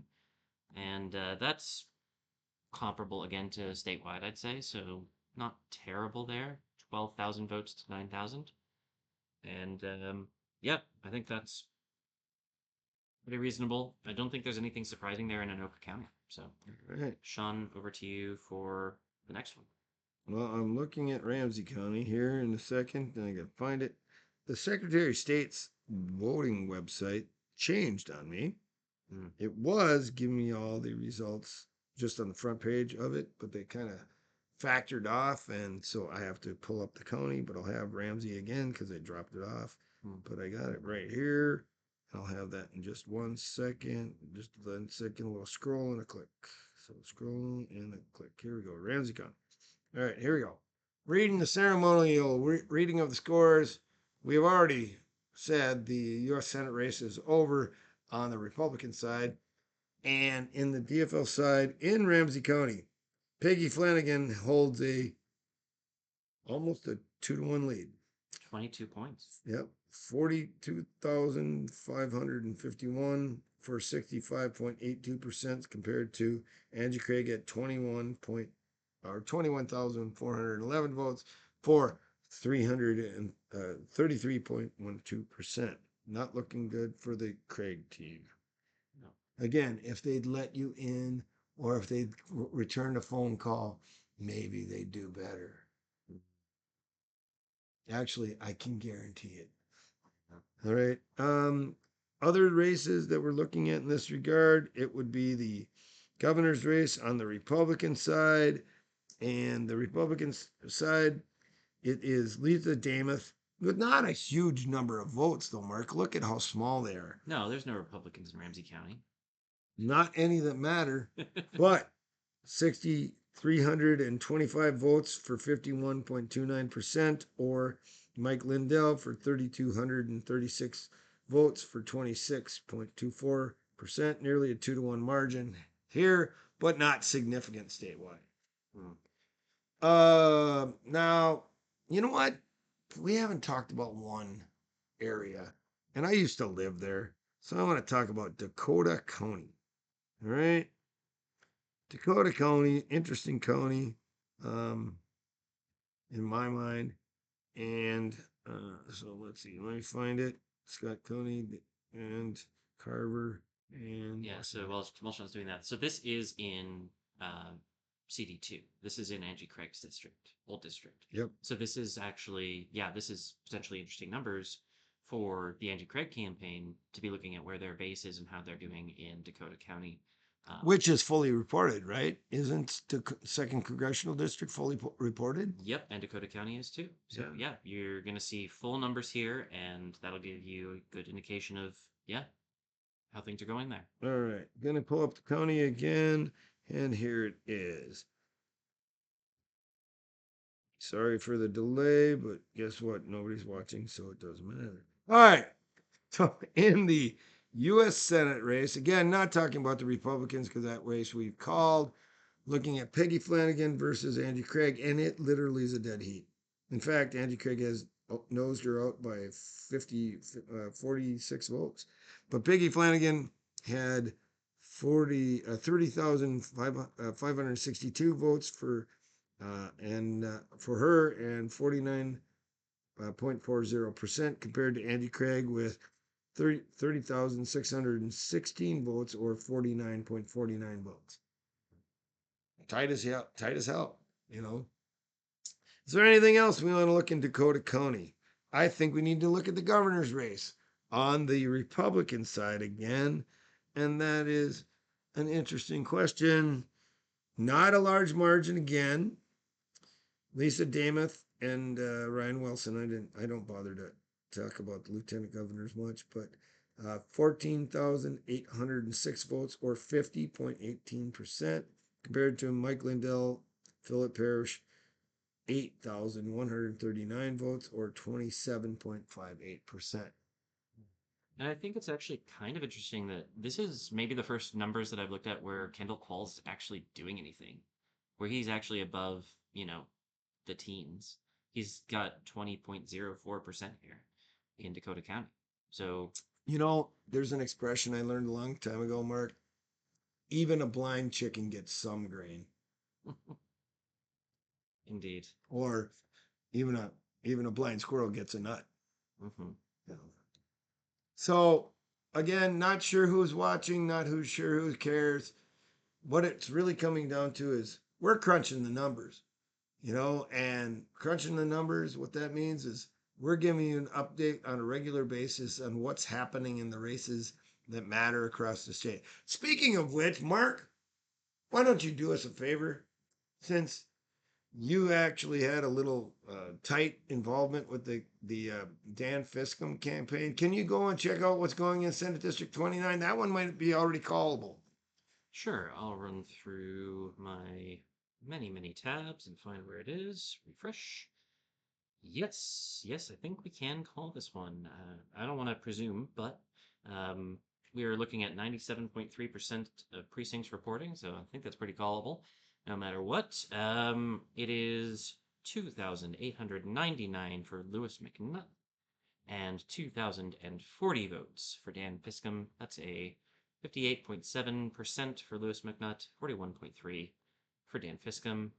That's Wait, there was only 800 vote difference, and it's that big of a margin?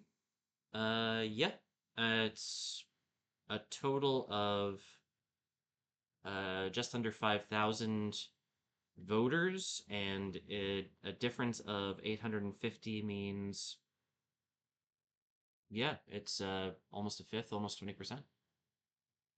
Very rough estimation there, but it's actually 17.4 points. Yeah, but how many precincts are left out there? One. One left? Yes. Yeah. Doesn't look good for the farm team. No. And I think the results we're seeing by precinct are pretty damning. We're seeing low hundreds. A couple of precincts maybe have a few hundred, but it's not. I don't think anybody's going to find 800 of anything in any precinct in this particular. They're generally not that large. Yeah. Not in that area. Yeah, exactly. So I think that race is pretty well over, but I'll leave it up to you if you want to call. It seems callable, but I don't feel the reason. I don't feel compelled. Okay. So that said, you know what, Mark? You know what we haven't done for a while? We haven't taken a break. Okay. We can absolutely do that. We're going to put you on mute.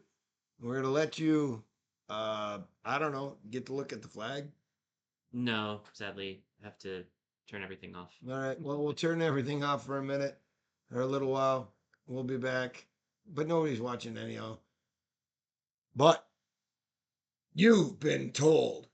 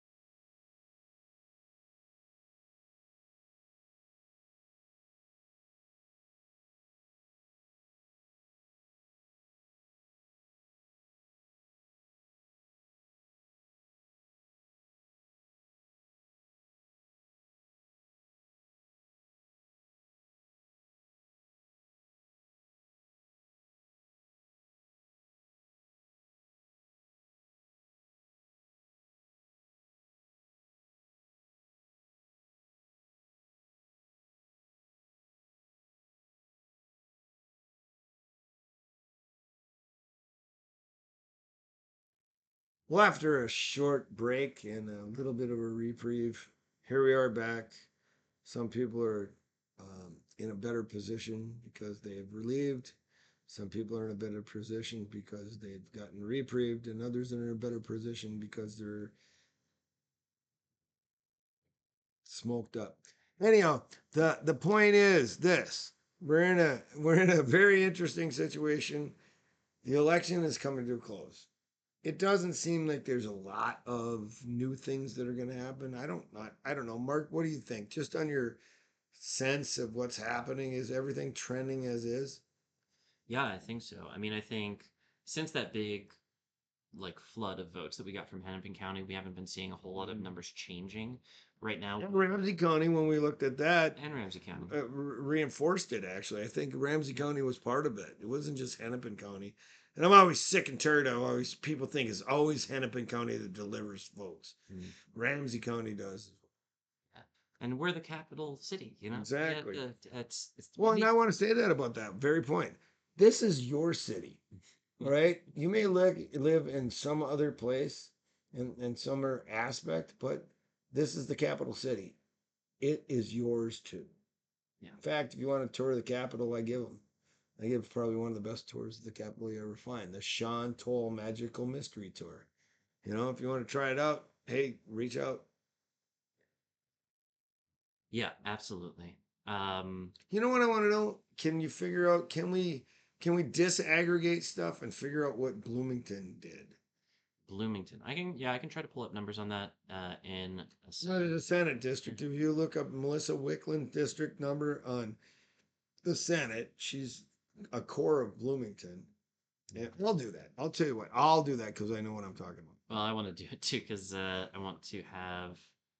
Um, Well, then go to Senate.mn.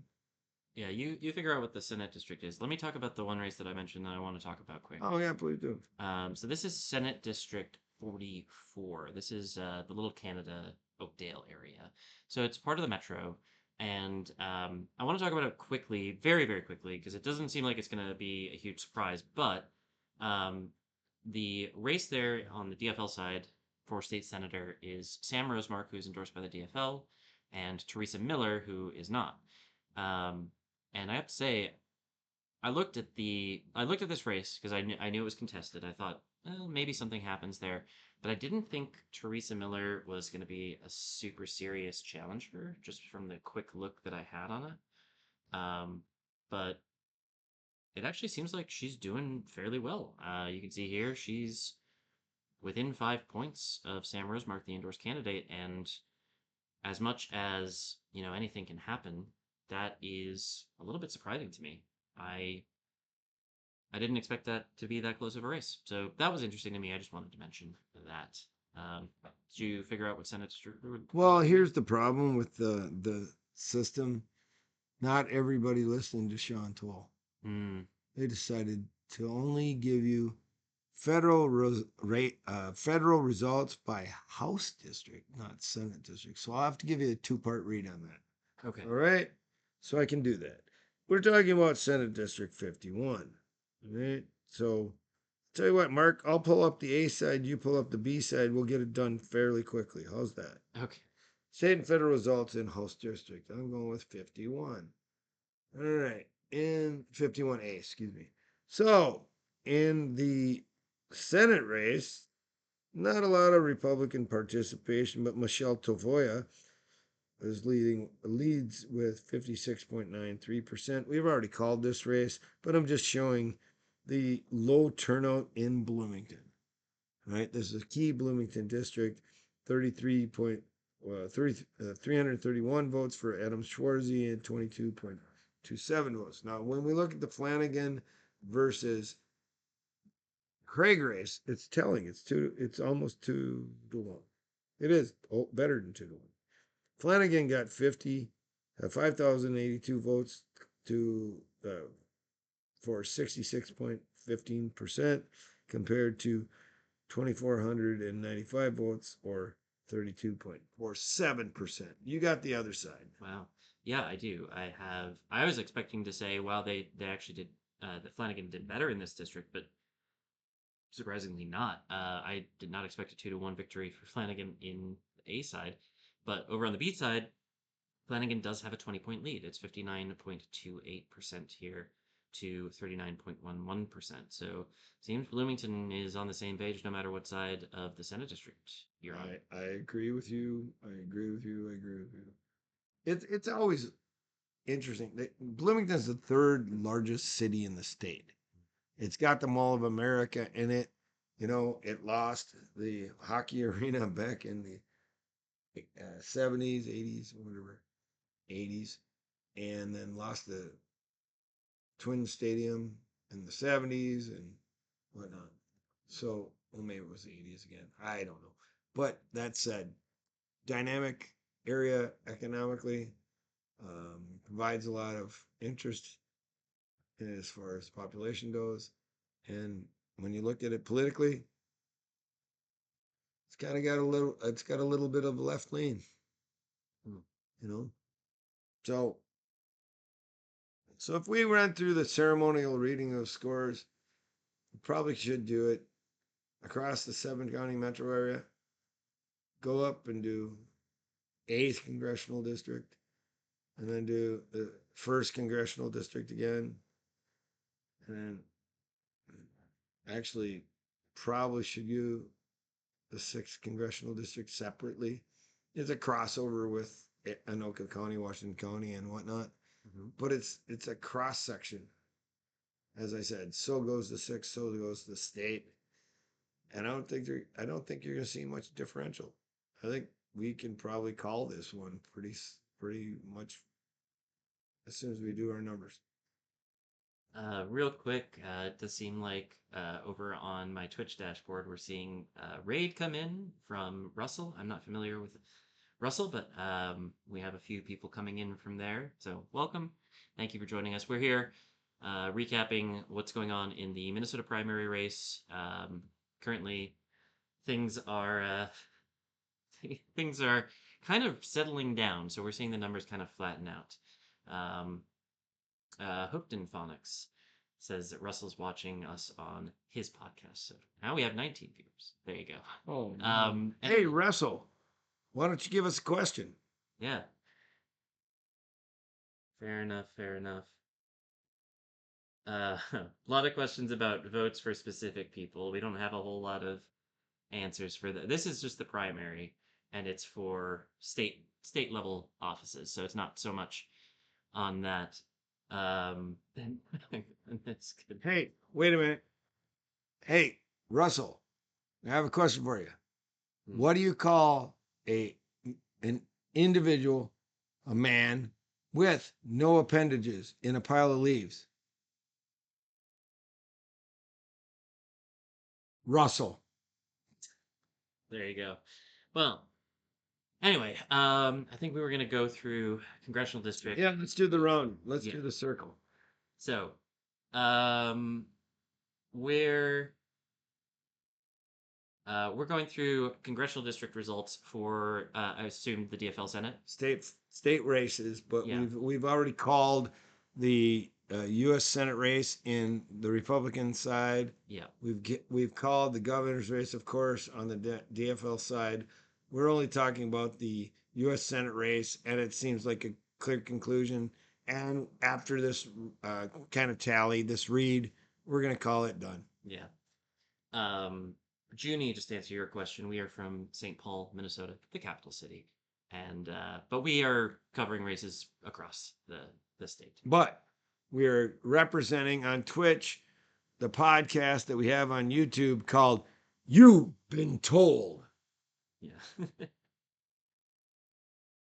All right, so very quickly, we'll go through CD8 here. So we're looking at the DFL Senate race on the primary here, and Peggy Flanagan here in CD8 is leading 58.89% to 38.84%. Again, we're seeing about What's the raw number on that race, by the way? That's 36,901 votes to 24,340. So it's about 10, 12,000 Yeah. votes differential there. So not exactly close in CD8. But I'll pull up some more congressional districts as well. Yeah. Let's see. District 1, you said? Yeah, one's always good. Okay. Well, we know we've exhausted everything on CD2. So the question was, is CD1 more reflective of a base vote for Angie Craig versus Peggy Flanagan? Yeah. Newsmax is asking, how do you call a race? Do you use anything sophisticated? And honestly, I think, um, well, from my perspective, it's kind of instinct on our. We don't have a huge news team behind us, so we're just kind of sitting here looking at computers. But I'll let Sean talk about it as well. I tend to look at 50% plus one as my first indicator. And then I tend, and as a publisher of checksandbalances.com, been doing this for over 30 years, I look at that first indicator. And then once we get over the 60% margin of votes, then I have to look at the differentials compared to how many votes are left and how much of a how many eligible votes there are compared to how many actual votes there are, and I tend to make a call about 61%. Sounds about right to me. Anyways, back to the Congressional District 1 results. And we've been talking about this is Tim Walz's old district. So we were kind of. And his wife, Glenn Walls, endorsed Angie Craig, and Peggy Flanagan kicks their ass. Yeah. So yeah, the numbers we're seeing is not quite as bad as statewide or in CD8 that we were just looking at, but it is 57.42% for Peggy Flanagan and 40% flat for Angie Craig. So that is still a 17-point lead for Peggy Flanagan. So yeah, Sean was asking me earlier, oh, do you think there's any bad blood between Peggy Flanagan and Tim Walz, former running mates? And I have to say I can't answer that question, but that potentially is part of the calculus for the folks voting in CD1. Yeah, they know Tim and Glenn Walls fairly well there. Although I will say Gwen Walls started to develop her own kind of aspect in the Walls administration that actually kind of stepped on Peggy Flanagan a little bit. The first lady showing up at events, and she got her own office. Did you know that?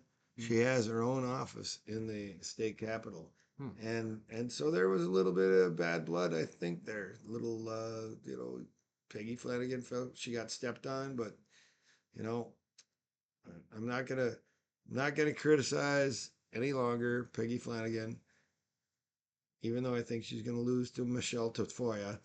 But if she calls Sean Toll, then maybe she can get some advice that helps her out. There we go.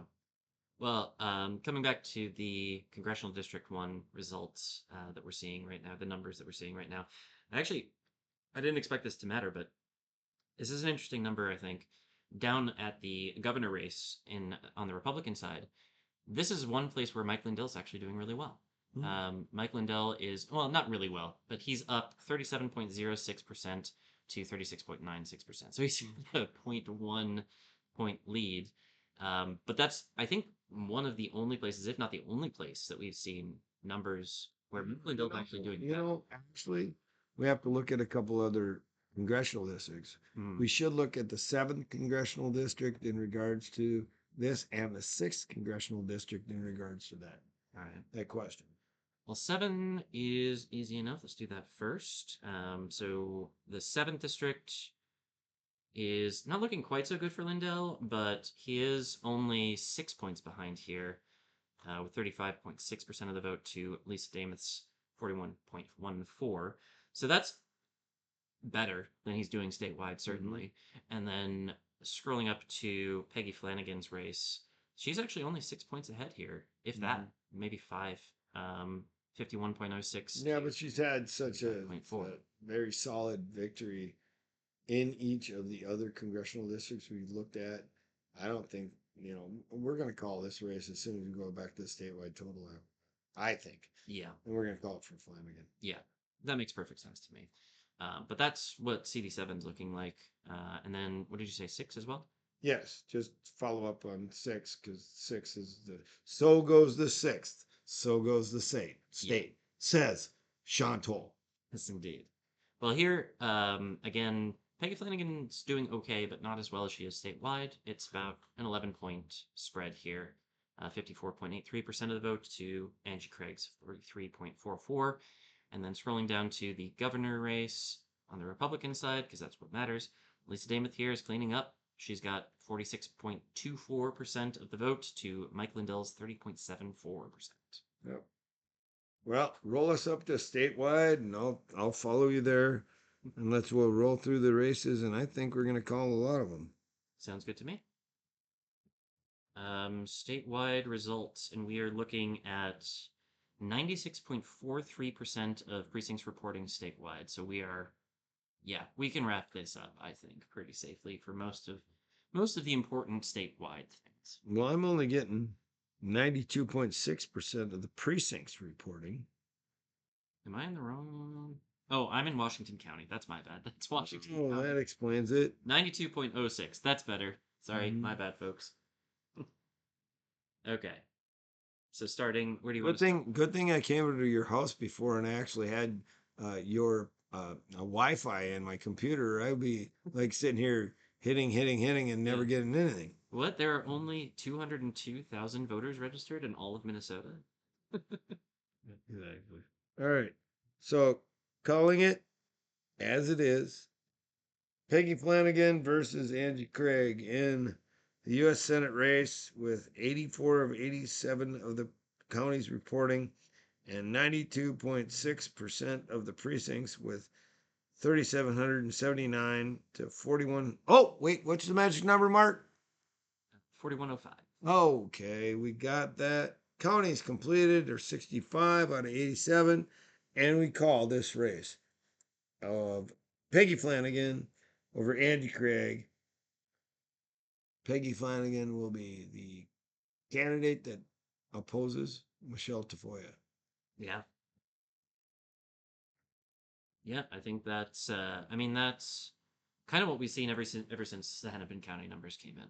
I think Yeah, that's it no was the bump. surprise. It was the bump. There's no surprises. It was the bump that made things. Now going to the governor's race, we already called Amy Klobuchar very, very earlier in the evening. So now we'll talk about the governor's race on the Republican side, and it's it's a margin. It's a serious margin between the two of them. Lisa Dameth is at 159,538 votes for 43.84%, compared to Mike Lindell with 116,410 votes or 31.99%. Now, the interesting thing to look at here, the one thing about the Secretary of State's site that annoys me Mm, is they don't give you a vote total at the bottom. that would be nice. Because then we could be dealing with raws or just total numbers of turnouts. And so, Mark, I will ask you to do that for me. On the races for governor, give me a total of votes cast on the Republican side and a total of votes cast on the Democratic side so we can see what the turnouts are, and then do a comparative of those on the US Senate race. And then I'll move on to talk about some other stuff at the same time. So looking around the horn here, the one thing I was most interested in um, was this race for Ramsey County office of for Ramsey County. Hold on, where did I might have killed my thing, so I gotta pull it up again. All right, so going here, nice thing I have a couple things in my bar. Election votings. I'm looking for the Ramsey County County Commissioner race. Number 1, I think is what its number is. Number 5. Was it 5 now? Okay. Might have been number 1 once, but anyhow. So it's a county race. Selecting the county, Ramsey. Go. All right. Maria Issa is the candidate, and there's not very many more votes to be cast. There's only 3 precincts out there. 98.15% of the precincts reported.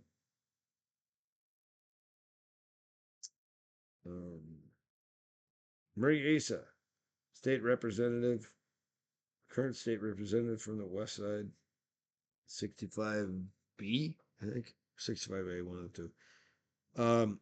She she has 7,545 votes for 48.6%, compared to Rick McInaker at 7,007 votes for 44.63. But with only three precincts reporting, there's a lot of ground to gain up, cover, when there's only 500 votes.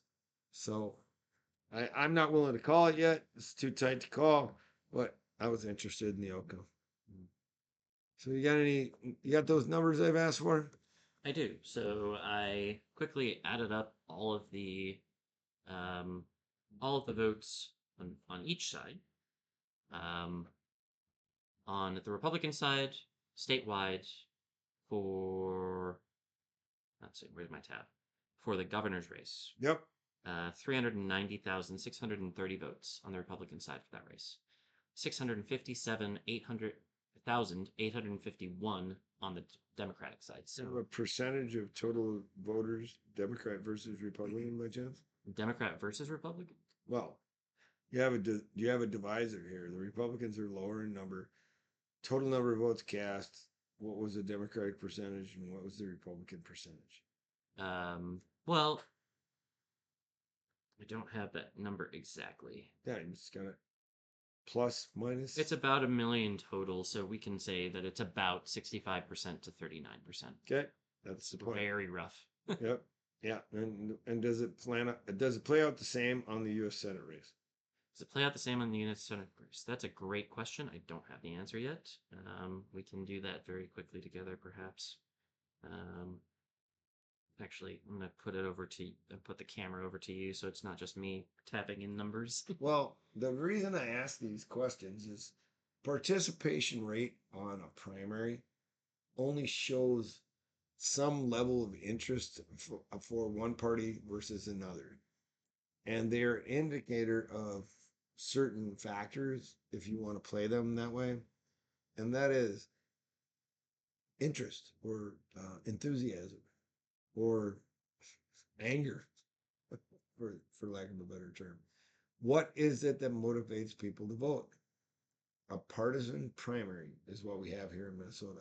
So when you have a partisan primary, what is it that encourages you to vote one way or another? Now, the parties have their own mechanisms to determine those factors, and when you have an endorsement, there's an ability to motivate voters better than others, just because you have access to in the DFL side they call it the van. On the Republican side, you used to call it they had some other magic name for it back in the day, and then they changed it. I don't know what the name is currently, but they called it something like the Matrix, or I don't know. I might be wrong, and I think I'm wrong on that. But they had something they called it. But Mark has now put down his phone, which is his calculator, and I think he has something to tell us. I do. So this is weird to me. I mean, it's not it's not groundbreaking stuff, but on the Republican side, the governor votes were 390,000 some. On the senator race, it was only 384. So 6,000, give or take, 6,000 fewer Republicans voted for the Senate race. On the Democratic side, 657,000 voted for governor, for Amy Klobuchar, basically. And on the Senate side, 669,000. So that's 12,000 more voted for the Senate. So it's split. But here, may I explain to you why? Sure.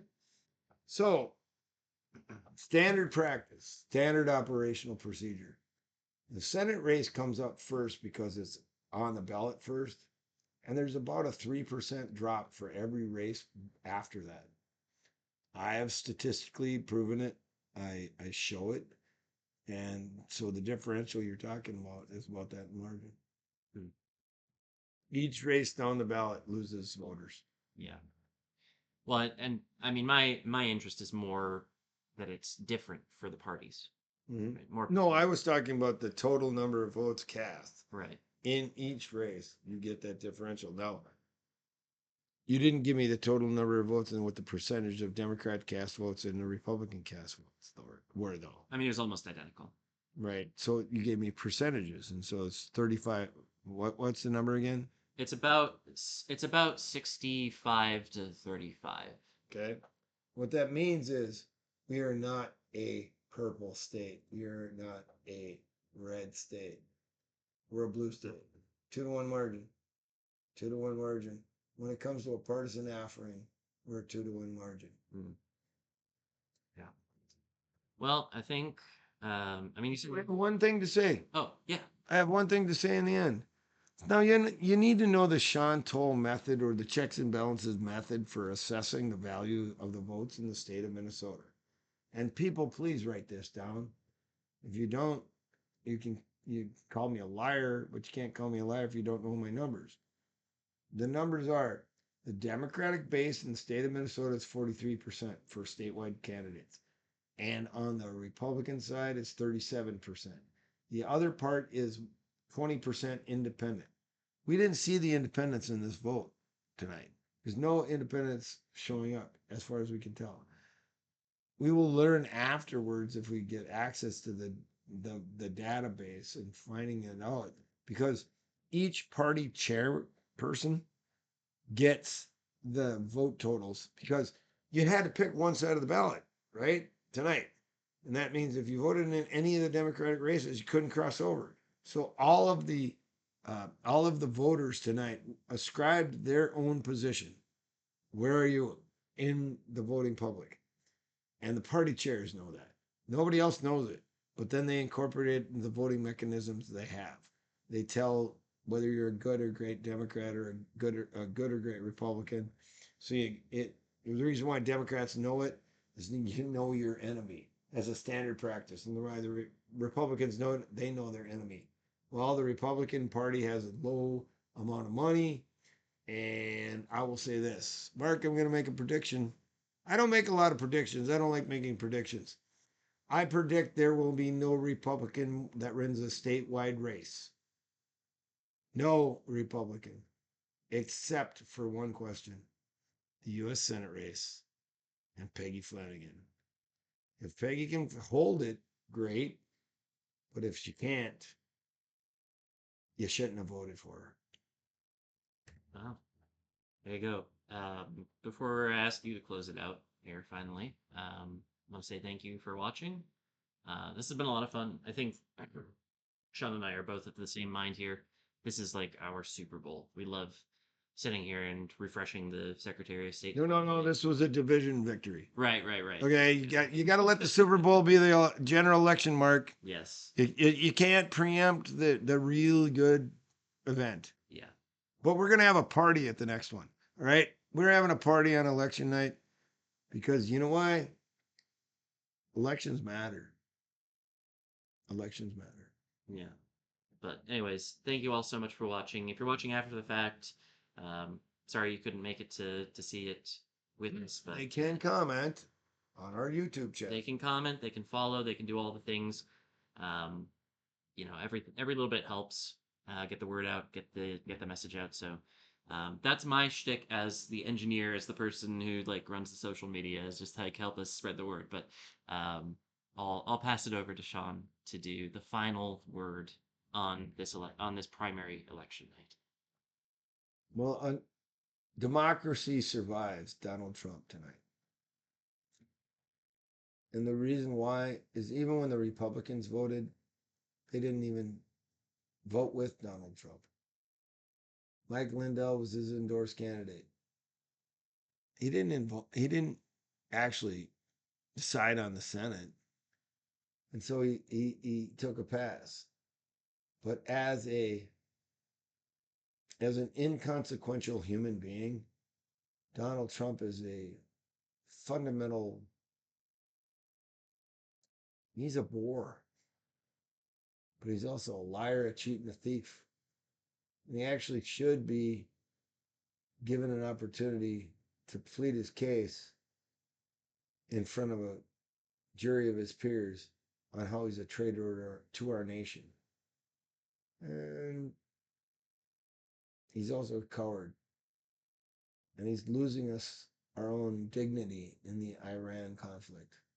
And as a veteran, I find him objectionable as a human being because he's four times a draft dodger, and the fifth time he's basically he took a deferment and wasn't didn't even bother to put himself up as a name for why he would be a person that would be up for the draft. Now I didn't serve the draft; I volunteered in the United States Coast Guard. But what it comes down to is this: seems like Donald Trump doesn't know how to orchestrate a war. He's going to be akin to Jimmy Carter in the historical annals, but he also is probably one of the most pathetic persons to ever hold the office of president, and he's disrespected by historians. But if you voted for him, you're an idiot. And if you didn't vote for him, you're a patriot. So I say this as we close. You've been told.